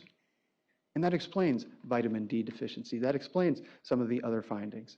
This was a coherent explanation from the medical science of what would lead to some of these conditions. But then you did have these concerning injuries. But what did they find out? They investigated everybody in that household. They interviewed them. Not one of them said that Josie was abusive towards the child. Not one. In fact, her partner at the time, who was the other caregiver who was in that household all the time, he had no job. Josie didn't work full time, but she was picking up shifts when she could. But her partner, Dustin Barnes, told investigators she never hurt the children. That was what's called a statement against interest, because he was the only potential source of those injuries. And once again, there was no established abuse by Josie in that case. The conviction was for neglect, not abuse, and that is important. Now again, the government wants you to conclude that Josie was an abuser then. She was secretly an abuser, and now she's an abuser now. But you cannot use that reasoning. The instruction tells you that you cannot use that evidence to say that this is what happened. And again, if they had the facts to support their case, they wouldn't have to go lean so heavily on an older situation that doesn't even prove what they say it does. And just one quick point on that, which is that most people don't know what actually happens in criminal cases. All people usually know is what is in the criminal complaint. And that is a document written by prosecutors that has all the bad information that makes you look guilty, makes you look the worst. But people don't have access to the police reports. They don't have access to the medical experts, any of the forensic analysis. They don't really know the facts. And so when somebody has a past, particularly in a very troubling case, people are inclined to believe the worst because they just don't know the details. Because I'm going to object. We stipulated to these facts, and we're now arguing the facts that we stipulated to? I assume he's talking about the stipulated facts. Yes. Can I'll talk move on. about the I'll stipulated move on. facts. So again, this is evidence meant to insinuate that Josie is secretly abuser without evidence. And there's a saying that where there's smoke, there's fire. And that is true. As far as I know, I don't know anything that produces smoke other than fire. But what looks like smoke is not always smoke. And in this case, what you're seeing is the massive cloud of dust that they are kicking up to distract you, to overwhelm you, to inflame you, to do anything other than look at the evidence in this case, or lack thereof. Now, the neglect case was very serious. It was wrong, but it was not abuse. And it does not explain what happened in this case. But what it does explain is how the medical providers were so quick to conclude that Alexavier had been abused in the femur fracture incident. And I won't dwell too much on that because the government's lawyer didn't talk about it too much. But just to be clear about that, the medical expert who looked at this femur fracture, who was most qualified to make an opinion about it, He said that this was 100% not abuse. Doctors don't speak in such certain terms unless they know something is true. And that was true. And Dr. Peterson knew that. And that was why he was so certain. And these other concerning conditions that I think the nurse was reasonably concerned about, and Dr. Glowacki, who you heard from, reasonably concerned about, those were found out to be not fractures, those were developmental conditions. But they look like fractures on an x-ray. And so the providers were concerned, reasonably. But the facts turned out not to support their concerns. And again, the only qualified expert that we heard from says that that was not abuse. And it is reasonable to believe him. But we saw through that femur fracture incident how suspicion immediately became conclusions. And that is the problem in cases like this, because we're talking about very difficult subjects, and it's hard not to get very angry about this. But anger clouds our judgment, and it clouds our ability to critically examine the evidence. And that's what we're here to do. So, touching once more on the second point, which is that the medical science does not prove murder in this case. In fact, it suggests otherwise. Overdose as a possible cause of death. Injuries that were not inevitably going to cause death. Injuries that do not reflect an intent to kill. That's all testimony that you heard from the medical experts. You heard that there was no fatal head trauma, no strangulation, and the blood loss was not a fatal amount. And you heard that alprazolam was crucial to the finding of the cause of death. None of the experts qualified could conclude that there was an intent for Alexavier to die. There was toxicology, again, showing highly elevated levels of alprazolam. This is not disputed. That was enough to kill an adult and certainly enough to cause a child's death. But here's the other point that's very important, is that this was a gradual process. And that reflects not a sudden, violent, homicidal rage. That is a gradual process, and sadly, it's consistent with overdose in this case. And the blood loss numbers, again, not sufficient to cause death. Those were not injuries that were inevitably going to lead to death. You had effectively 1/15 of the total amount of blood volume lost when you have to reach approximately 33% to start going into shock. And so these were awful, but they were not the types of injuries that would inevitably lead to someone dying. So again, the medical science contradicts the state's murder theory, and it points toward overdose. So I'll move on to a very important issue in this case before getting to the elements, which is the witnesses that you heard from and determining their credibility. You have Derek, Loralee, Major, Brantley, and children's statements filtered through adults. And you heard the statement, do you like getting your ass beat, whether you punched or kicked the children? I don't think so. Derek testified that he couldn't control his violence. So let's talk about Derek Pedrin's credibility. We've heard about all of the violence. Indisputably, he was deceptive throughout the investigation. He was shown to be manipulative, chronic liar, an alcoholic addict. And there was this sham marriage with Loralee, which we heard about from Misty Craig. And he lied about the timeline. We'll get to that. The timeline of when he got home that night, the night before Alexavier died. But let's just take some basic impressions from that testimony, because there were so many lies, it was very difficult to categorize and catalog them. But here's a figure that I think tells you all you need to know. When he was asked questions on his direct, questions that were designed to make Josie look bad, he was very certain. He was certain of his answers. When asked questions that would have made Josie look good in any way, he testified, I don't recall, 130 times or more. If you're telling the truth, you do not have to remember what you told other people. And you experience this, having to go in and out while Pedrin had to constantly be reminded of what he had said on a video recording or an audio recording or something else, just to remind him, yes, that's what you said. You remember that? Again, if you tell the truth, you don't have to remember what you said. And then we had Misty Craig, who testified very reluctantly. I don't know about you, but she looked like another victim of Derek Pedrin. Well, in fact, she testified that she was, because this was the Derek Pedrin who was the abusive thug staring at her from the gallery. And she testified reluctantly, but she acknowledged that Derek said that he would cut her head off and send it to her mother if she testified about the trial. And he said that he cut by telling her about the marriage to Laura Lee being related to this very trial. And then we had Justin Bolito. Thank God for Justin Bolito, the Good Samaritan that was watching this trial on TV like many others are.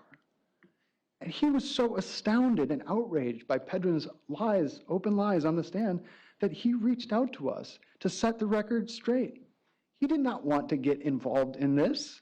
That is the last thing he wanted to get involved. But he was so troubled by the lies about Derek claiming he never used Xanax that he put himself into this, understanding that he could be put through the ringer.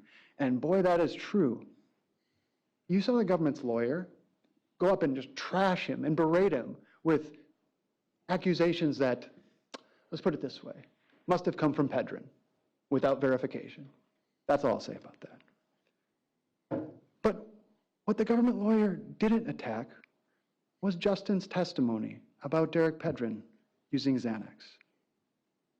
He never attacked the veracity of that. Apparently, according to the prosecution, this young man was engaged in some big grudge against Pedrin for terminating his employment at the car wash in some sort of epic bid to regain his minimum wage employment at ShipShape.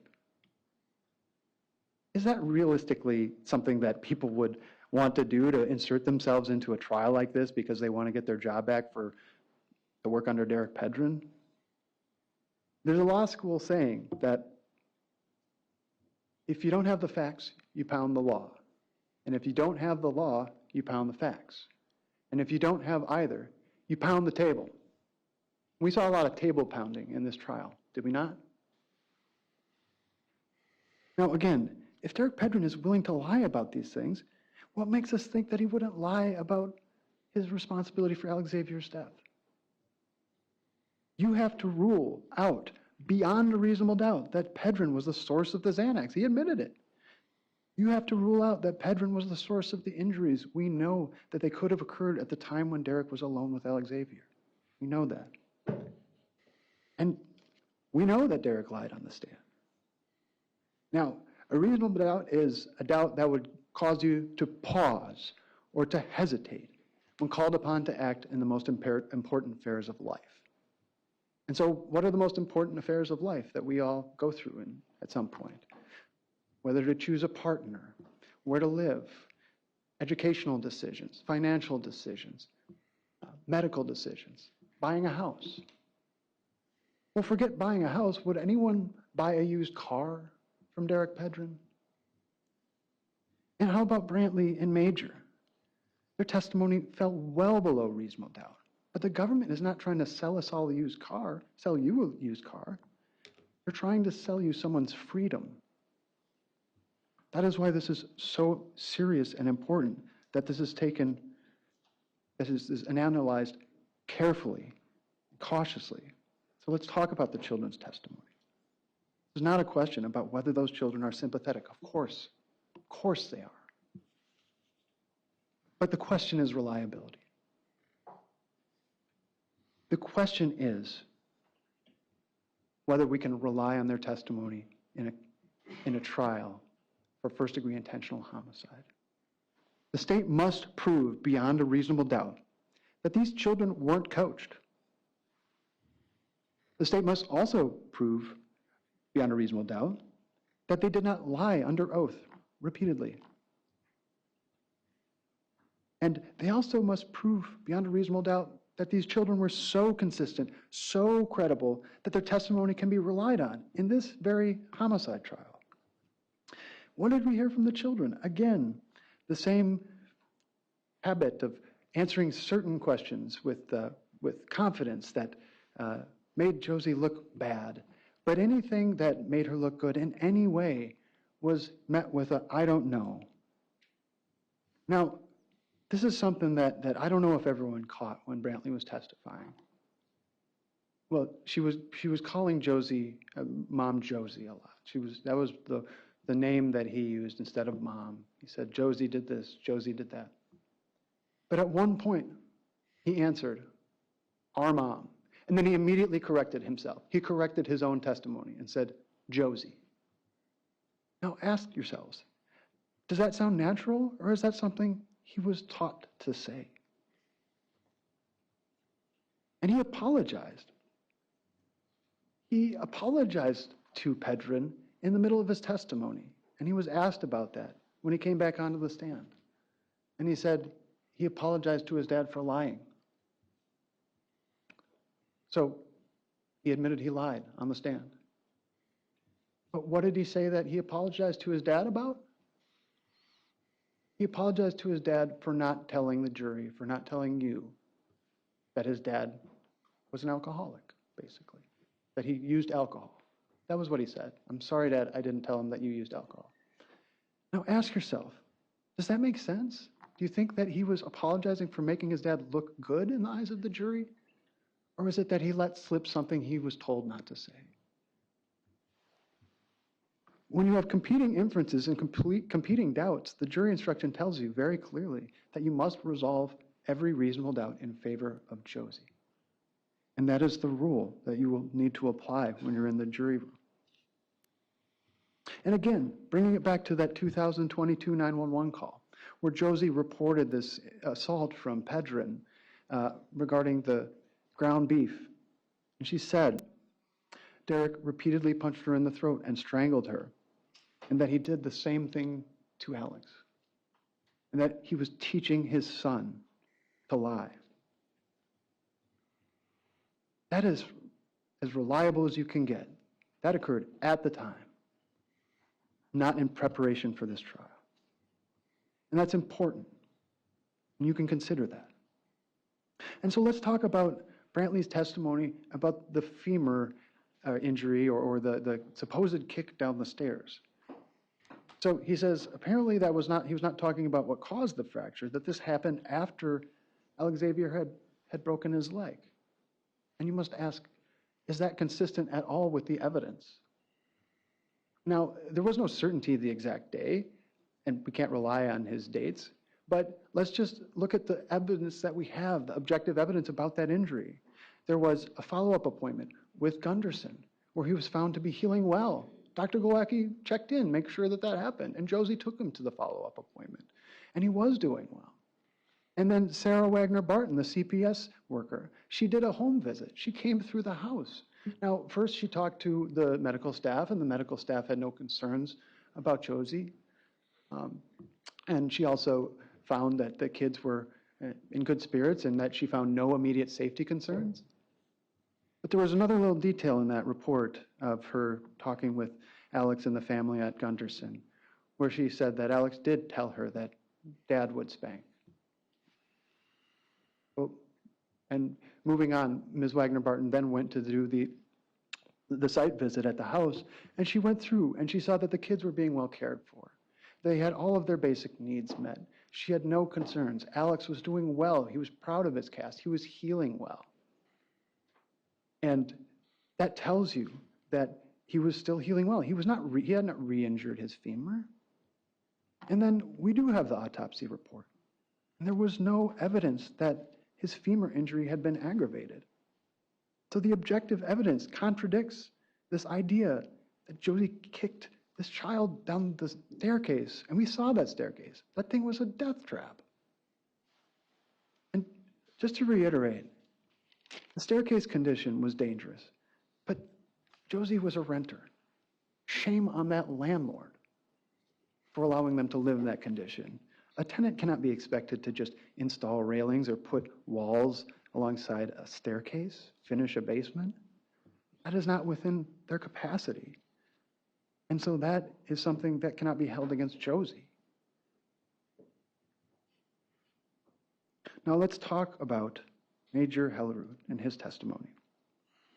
And the issue there is that you saw his testimony evolved as contrary facts got in the way.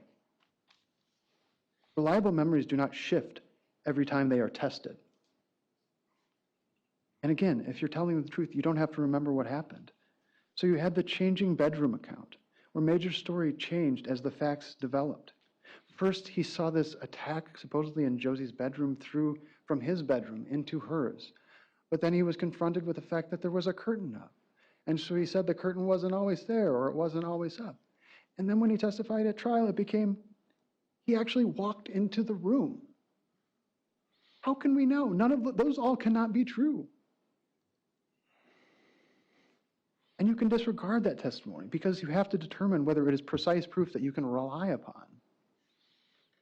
And then you had this implausible testimony where Major said that Alex soiled himself because his mom would have let him go to the bathroom.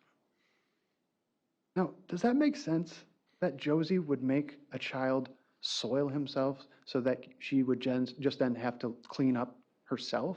That makes no sense. And then you saw the delayed appearance of this other serious allegation about the bending of the leg back while choking, which is how he mimicked it in the interview. And this was not mentioned in the first interview, but it appeared only after he had discussions with family and reappeared. But then he testified at trial to the opposite facts, that somehow this was a bending backwards. And this was a completely implausible mechanism for injury. So this was implausible, and it changed over time. And we all know that we show that the evidence suggests that the family discussed the case with Major.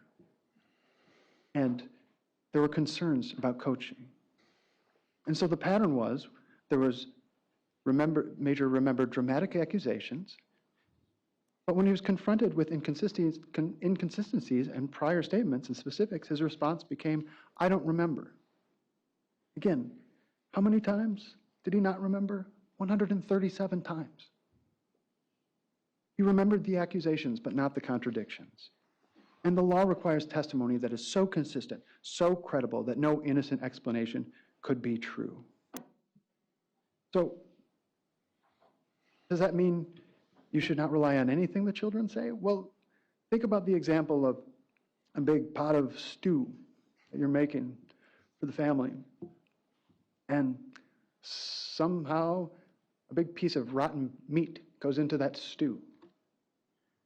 Would you still keep the stew? Would you eat it? Or would you throw it away and start again? That is why you cannot rely on these statements as precise proof of the allegations in this case. We know the state itself is uncertain. We heard that from the lead investigators. But we also know because of the charges in this case. We see how the government added charges in the very middle of the case. That's why you have a new option here for reckless homicide. Because the state is trying to throw everything that they can against the wall and see what is going to stick. They need something to stick. But let's talk about the first count, intentional homicide. The state must have precise proof of causation. And if overdose is an explanation, there is no causation. And if injury is insufficient to cause death, that is not causation. So what do we not have here? We have no motive, we have no eyewitness, and there's no DNA tie, and there's medical uncertainty, and no coherent explanation. Why would Josie suddenly become a murderer while texting with Laura Lee and phone calls with Laura Lee and texts with Raphael, planning the date next morning with children? And let's talk about the timeline of that evening, the day before, February 10. Derek Pedrin arrived home at 5:30. How do we know that? Not because he told us. He said he got home at 6:30.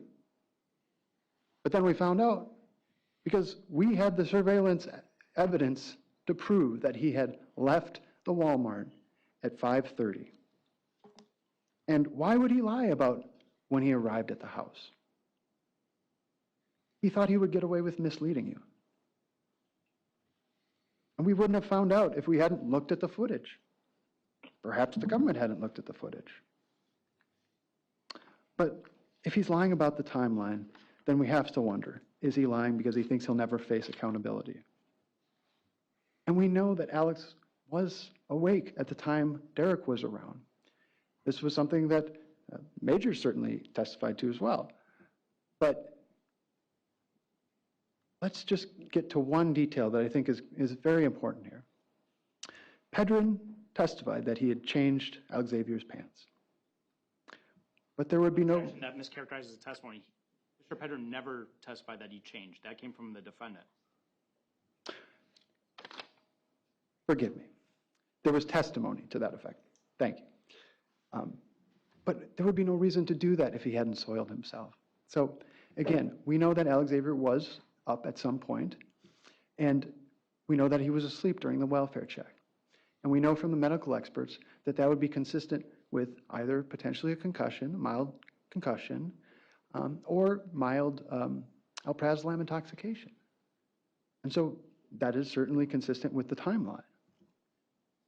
And we know that Pedrin was downstairs near him at that time, and that Derek had Xanax access. And so we know that Josie was texting about going on a date, and she slept from 3 to 9. Is that consistent with someone who knew she had just murdered a child? And again, her behavior in the morning, it was normal. Normal texts, ordinary plans, and then a shocking discovery and CPR attempts. Immediately raising overdose as a concern. Panic. And is this consistent with somebody who had just brutally murdered a child? Now, I remember we watched the interview with Josie with Lieutenant Williams. We all watched that together in the trial. And I remember watching that for the first time. And what I saw was a woman who was in shock. She was self-soothing. She appeared to be in disbelief and in grief. And it felt real to me on a physical level. This did not seem like a woman who expected for this to happen. She did not look like a woman who had just murdered a child. And so the reality of the home was that Derek dominated that environment with fear, intimidation, violence, drug use, children cowering in closets. And we have evidence of Josie's relationship with Alexavier. She communicated with the school regularly. She wanted to make sure that he was able to celebrate his birthday because he had a summer birthday, and didn't want him to feel left out from the other kids who could celebrate their birthdays. She wrote to the teacher to make sure that Alexavier, she was concerned he was getting bullied. And so she wanted to make sure that Alexavier is not being bullied. Is that a woman who had callous disregard for this child's safety? Is that something, if you had just this murderous rage for this child, that you would do something like that? She wanted to make sure that his winter gloves fit properly, that he had water, that he had toys, that he had Happy Meals, having him sleep next to her in bed, taking him to doctor visits, making sure that he had badger care so that he could have dental care. When his dad had simply just tried to take a cap and shove it back into his mouth. And then we saw the Walmart video where Josie made sure that his sister went and got him a sucker. She wanted Alex to have a sucker too, so he didn't feel left out. She cared for Alex, like her own son. And again, does this seem like someone who had hidden homicidal rage for a child? This death was tragic, but it was not intentional. So, count 2, we see a contradictory theory where either she intentionally or recklessly killed him, but if you don't believe that, then she negligently caused his death. And you must find 3 separate acts of criminal neglect. Not just careless or something that could have been done differently. Neglect, criminal neglect, and causation. And to prove causation on count 2, you have to believe the government has to prove beyond a reasonable doubt that Josie knew where Derek had put the Xanax in that household. Now, there is no proof that Josie knew there was still Xanax in that house. Derek was connected to the drugs, but there's no proof that she controlled the Xanax or even knew where it was. Now, Derek was an addict facing arrest. The simplest assumption or conclusion is that he either took it or flushed it. She would not know what he would have done with it while she was dealing with Sergeant Kernine. You cannot negligently fail to secure something you don't know is there. And if Derek caused the injuries were not obviously fatal to somebody who would observe Alexavier. There was no proof that Josie knew that his death was somehow imminent. Tragically, abuse had been normalized inside this home. Now, hindsight cannot replace proof. And this is an attempt to get the jury to reach a compromise verdict. And if you don't believe the other theories, then you can settle on this one. But the law doesn't permit compromise when the evidence does not support chronic criminal neglect. And so let's go to count 3, repeated abuse and abuse causing death, that Josie failed to prevent abuse or caused abuse. Now, the major failures of this count are that, again, overdose is not ruled out. Injuries not proven to be fatal. And Derek, as the source of those injuries, not ruled out. And in terms of the failure to prevent any of that, they have to show a capability to intervene or a capability of doing something that would have prevented future harm. Now, let's talk about the bathroom incident. Derek goes into the bathroom with Alexavier and closes the door and locks it. She thinks he heard Alexavier, but she doesn't know exactly what happened. What is she supposed to do? Kick down the door? Physically overpower this person who has abused her repeatedly? Or call police at that moment? Calling police has never worked before. Calling the police would not protect her or Alex because Derek would get out every single time and the beatings would only increase. And again, remember that 911 call where she did report Derek hurting Alex and teaching him to lie? What happened after that? He got out and he immediately battered her again. Calling the police would not have caused or prevented, or would not have prevented future harm. We know that restraining orders wouldn't stop him. Nothing would stop him. So, before I sit down, I want to share some final thoughts. Because when I sit down after this, the government's lawyer has the last word because the government has the burden of proof here. So I just want to say thank you for sitting through what has been a painful trial. We could not do this without you. But you are doing it, and you are doing it the right way. And this case is heartbreaking. A young child died under horrific circumstances. Alexavier should have had a future. He should have had an opportunity to become something other than his father. And sadly, that opportunity was taken from him. And if I were sitting where you're sitting right now, I would want to punish someone for what happened to Alexavier. I would want that. Anyone with a conscience would want that. But the person who deserves that punishment is not on trial today. And I ask you not to convict Josie for her abuser's crime. Because the law requires justice. And justice is not vengeance. Vengeance is easy. Vengeance says a terrible thing happened and somebody must pay for it, even if the proof is uncertain. Justice is much, much harder. Justice requires discipline. Justice requires understanding when there's no uncertainty, even when it's emotionally unsatisfying. Justice requires understanding that sometimes the evidence doesn't provide a neat, complete answer. But does it achieve justice to rely on an investigation that searched only for evidence of Josie's guilt?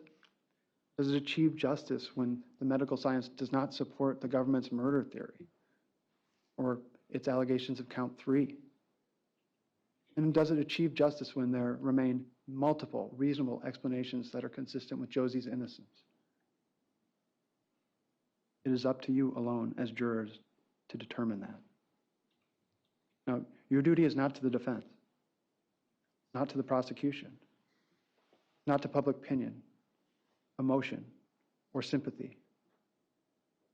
Your duty is to the law and to your own conscience. And to be able to walk out of this courtroom without ever having to wonder whether you may have convicted an innocent person. And if you have that doubt, then you have your answer. Not guilty on all counts. Thank you. Thank you. Do you want me to go, Your Honor, or do you want me to? Do we need a break for 5-10 minutes, or do you want to go ahead? Like everybody's ready to go ahead? Why don't you go ahead? Ladies and gentlemen, believe it or not, my favorite jury instruction is the burden of proof, because it says exactly what your job is. Your job is not to search for doubt. Your job is to search for the truth. What you just heard was the smoke show continue that Josie started, the defendant started with her testimony. Look at all of these other things, but how much of what the defense argued focused on the 2 days involving Alexavier's death? Heck, how many times did you hear the name Alex or Alexavier during their comments?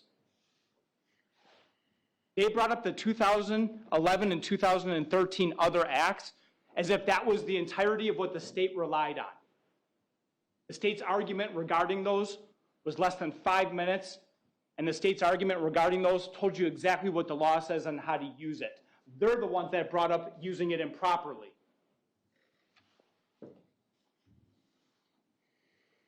I want to talk first about the accusation about the investigation in this case, and that there was tunnel vision associated with this defendant, because nothing could be further from the truth. The defense gave the example of a puzzle that is missing pieces. There was a puzzle with missing pieces in this case, but it was the defendant that was taking those pieces away from the.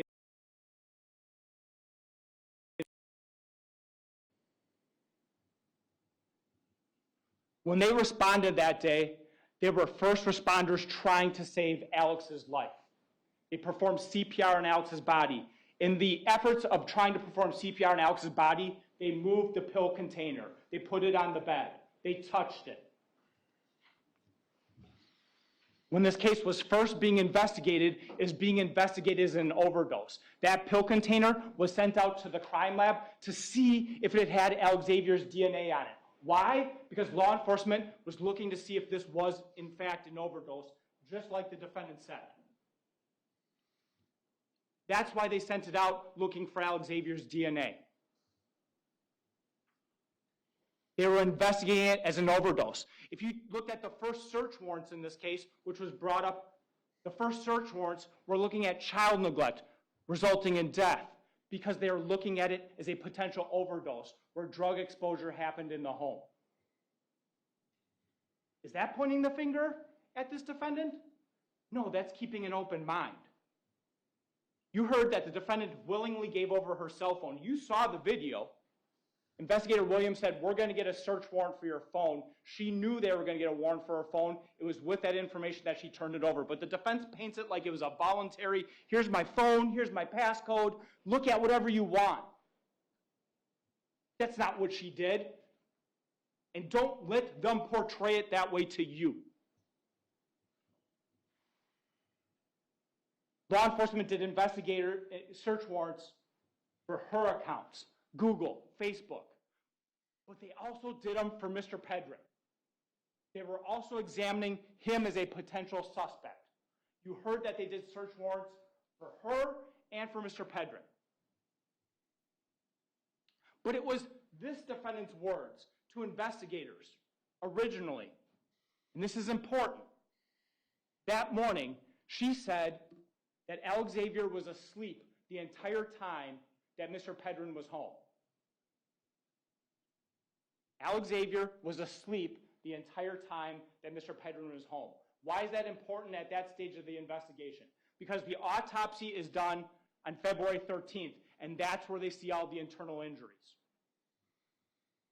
Based on the internal injuries, they now know that this is a child abuse case, that it's a severe child abuse case. But what the defense doesn't want you to know is that the investigators are relying on her word during this portion of the investigation. Her word is that Alexavier was asleep during that time frame when Mr. Pedrin was home. And so what does that mean? That narrows the suspects. Mr. Pedrin couldn't have committed the child abuse according to her words. And so they have now lost probable cause to get a search warrant for his phone. But they don't tell you that.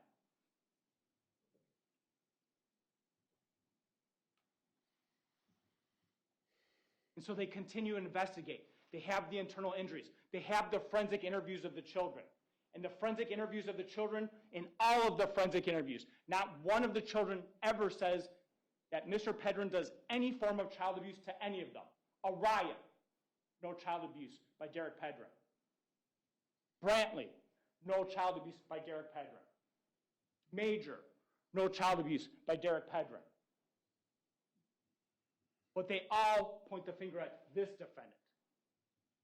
defendant alone. Those children were in two separate homes, and they talk about hitting, kicking, and choking by this defendant. That's magnificent coaching by some power from above that children in different homes can magically say the same thing unless that's what happened.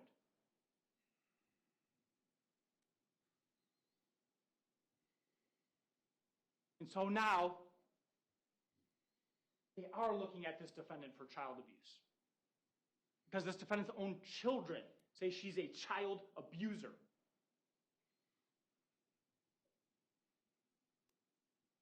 And then they get the toxicology results. And they have a conversation with Mr. Pedrin. And I want you to think about what Mr. Pedrin says regarding the toxicology results. I buy Xanax. He's admitting that he illegally purchases Xanax. He's admitting that he illegally purchases Xanax for her. And who has the phone? The only phone with a text message that comes back to Xanax. This defendant. Text message to her mother saying, do you want to try a Xanax? What does that message tell you? She has Xanax, she possesses Xanax, and she's willing to give it out to someone else if they want to try it. Now, she's had the benefit of listening to everyone testify. She's had the benefit of seeing that text message and knowing it's going to come into evidence and having to come up with an excuse for it. And how much did you hear that she was prepared? She initially said that she prepped every week since being charged in this case for the moment that she was on the stand. Think about when she was charged with the offense and she got a copy of the criminal complaint. And it mentions the child abuse, and it mentions the Xanax for the first time. She knows about the results. Who's the first person she calls in this world? Mr. Pedrin. What does she say to him? I love you. Repeatedly. I love you. Do you love me? I want to talk to the children. And what does Mr. Pedrin say? He allows her to talk to the children.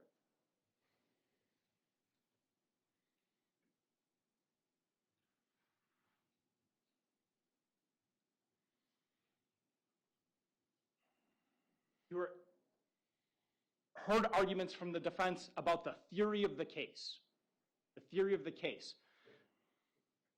Investigative Sergeant Rich Amundsen testified that Mr. Pedrin is still a suspect. What do you know about this case? You know he was bringing Xanax into the home. Heck yeah, he's still a suspect. You know he committed child neglect. Heck yeah, he's still a suspect. There's nothing that Investigative Sergeant Amundsen said that is not true. But they want you to believe that because he's a suspect in those things, he's a suspect in the abuse and death. That's not what was said. They were asked if he was still a suspect, and the answer is yes. To neglect, to delivering Xanax to her.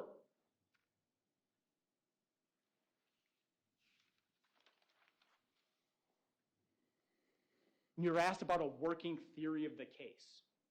You heard the theory of the case, not from Investigator Williams, who was removed from the case after doing a few months' work on it, is obviously upset about being removed from the case and hasn't done any work on it since, but you did hear a complete theory of the case from the investigator that's been on it ever since.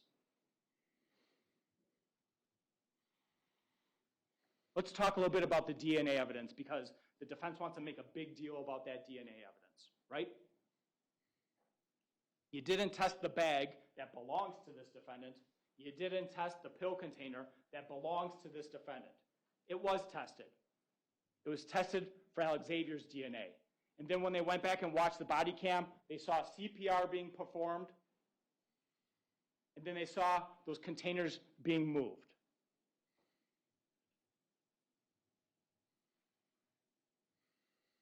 That's Alexavier's DNA being transferred to those containers. The bag is her bag. Of course it's going to have her DNA on it. What they didn't explain, and what they can explain, because it demonstrates her guilt beyond a reasonable doubt, is that bag coming down and being put on the floor, is that pill container being emptied out, is that pill container being used to stage an overdose. And what did that buy this defendant? It bought her time.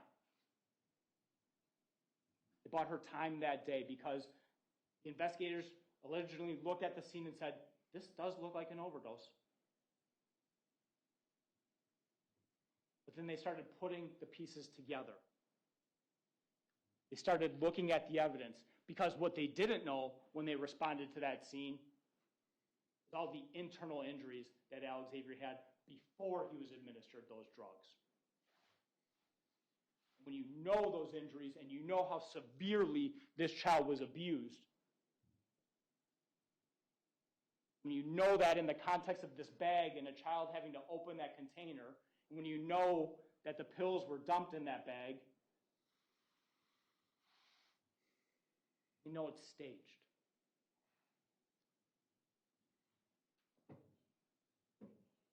The defense also keeps throwing out overdose, overdose, overdose, as if that's what the medical examiners said in this case. The practice of medicine involves differential diagnosis. It involves looking at the entirety of the facts and the picture.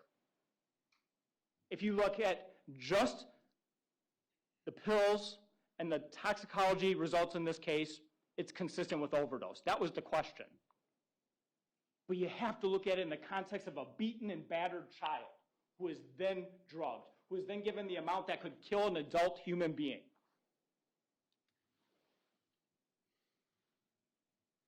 Who is given an amount that's going to result in that child being unconscious and dying within hours. That completely removes Mr. Pedrin. There's only one person in the world who had the ability to administer drugs to that child, this defendant. There's only one person who had the ability to abuse that child without anyone else knowing about it.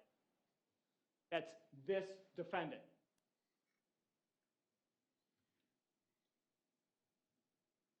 There were other children in the home. Mr. Pedrin was there. She said Mr. Pedrin couldn't have done it originally. It was only after being charged at trial that she says, this is what I heard in the bathroom. But you also know that didn't happen, because you know how severe those injuries are, and you know how symptomatic Alexavier would have been. A fractured rib, a lacerated liver, bleeding into his mesentery.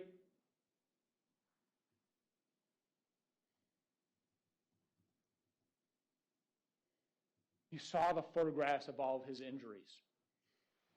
You heard that law enforcement had contact with him and saw none of that. You heard that Laura Lee heard a voice of a child that was okay at 10:30 at night.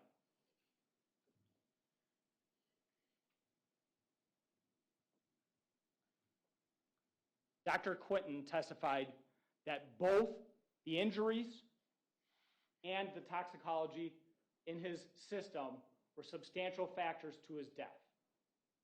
So no, it's not correct that if you rule out toxicology as an overdose, and if you look at just the pill matters, that this isn't a homicide. That is not what Dr. Quinton said. And the other forensic pathologist, the one who didn't write a report, if we're going to criticize law enforcement for not writing a report during a meeting with somebody, what about their forensic pathologist who didn't write a report with all of his findings and conclusions? It was left to me asking questions, only to find out that his opinion is that an adult abused a child, that he would have been symptomatic rather quickly as a result of those injuries, and that with that amount of toxicology of Xanax in his system, he would have been unconscious and dying within a few hours. That was their expert's testimony that he couldn't bother to put in paper despite being paid $12,000.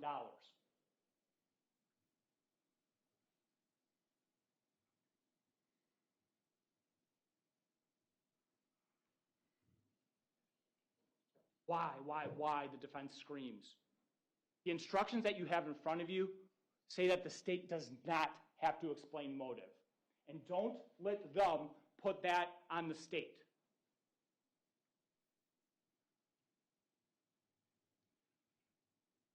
That is not the state's responsibility. The state's responsibility is to prove facts and evidence. And the facts and the evidence are that this defendant brutally beat a child and then administered Xanax. There's only one person in the world that could stage that scene, to bring that bag down, to empty the pill container, to put it by the body, to buy more time. Those who have nothing to fear have nothing to hide. Who's the person who's been hiding things and concealing things since the very beginning of this case? Whose testimony wasn't even commented on by the defense? This defendant.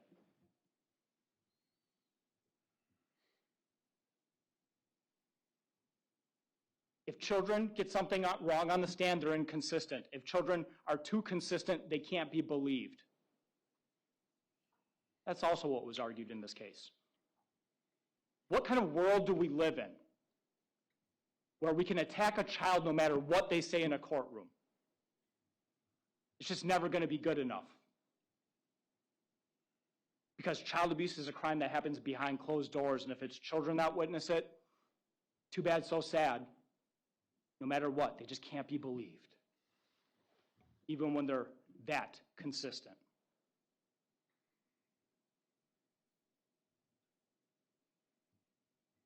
Those who have nothing to fear have nothing to hide. This defendant has hid a lot. Tell her that you see her. Tell her that you see her for who she is. Tell her that you know what she did to Alexavier. Tell her she's guilty. Thank you, Mr. Torberson.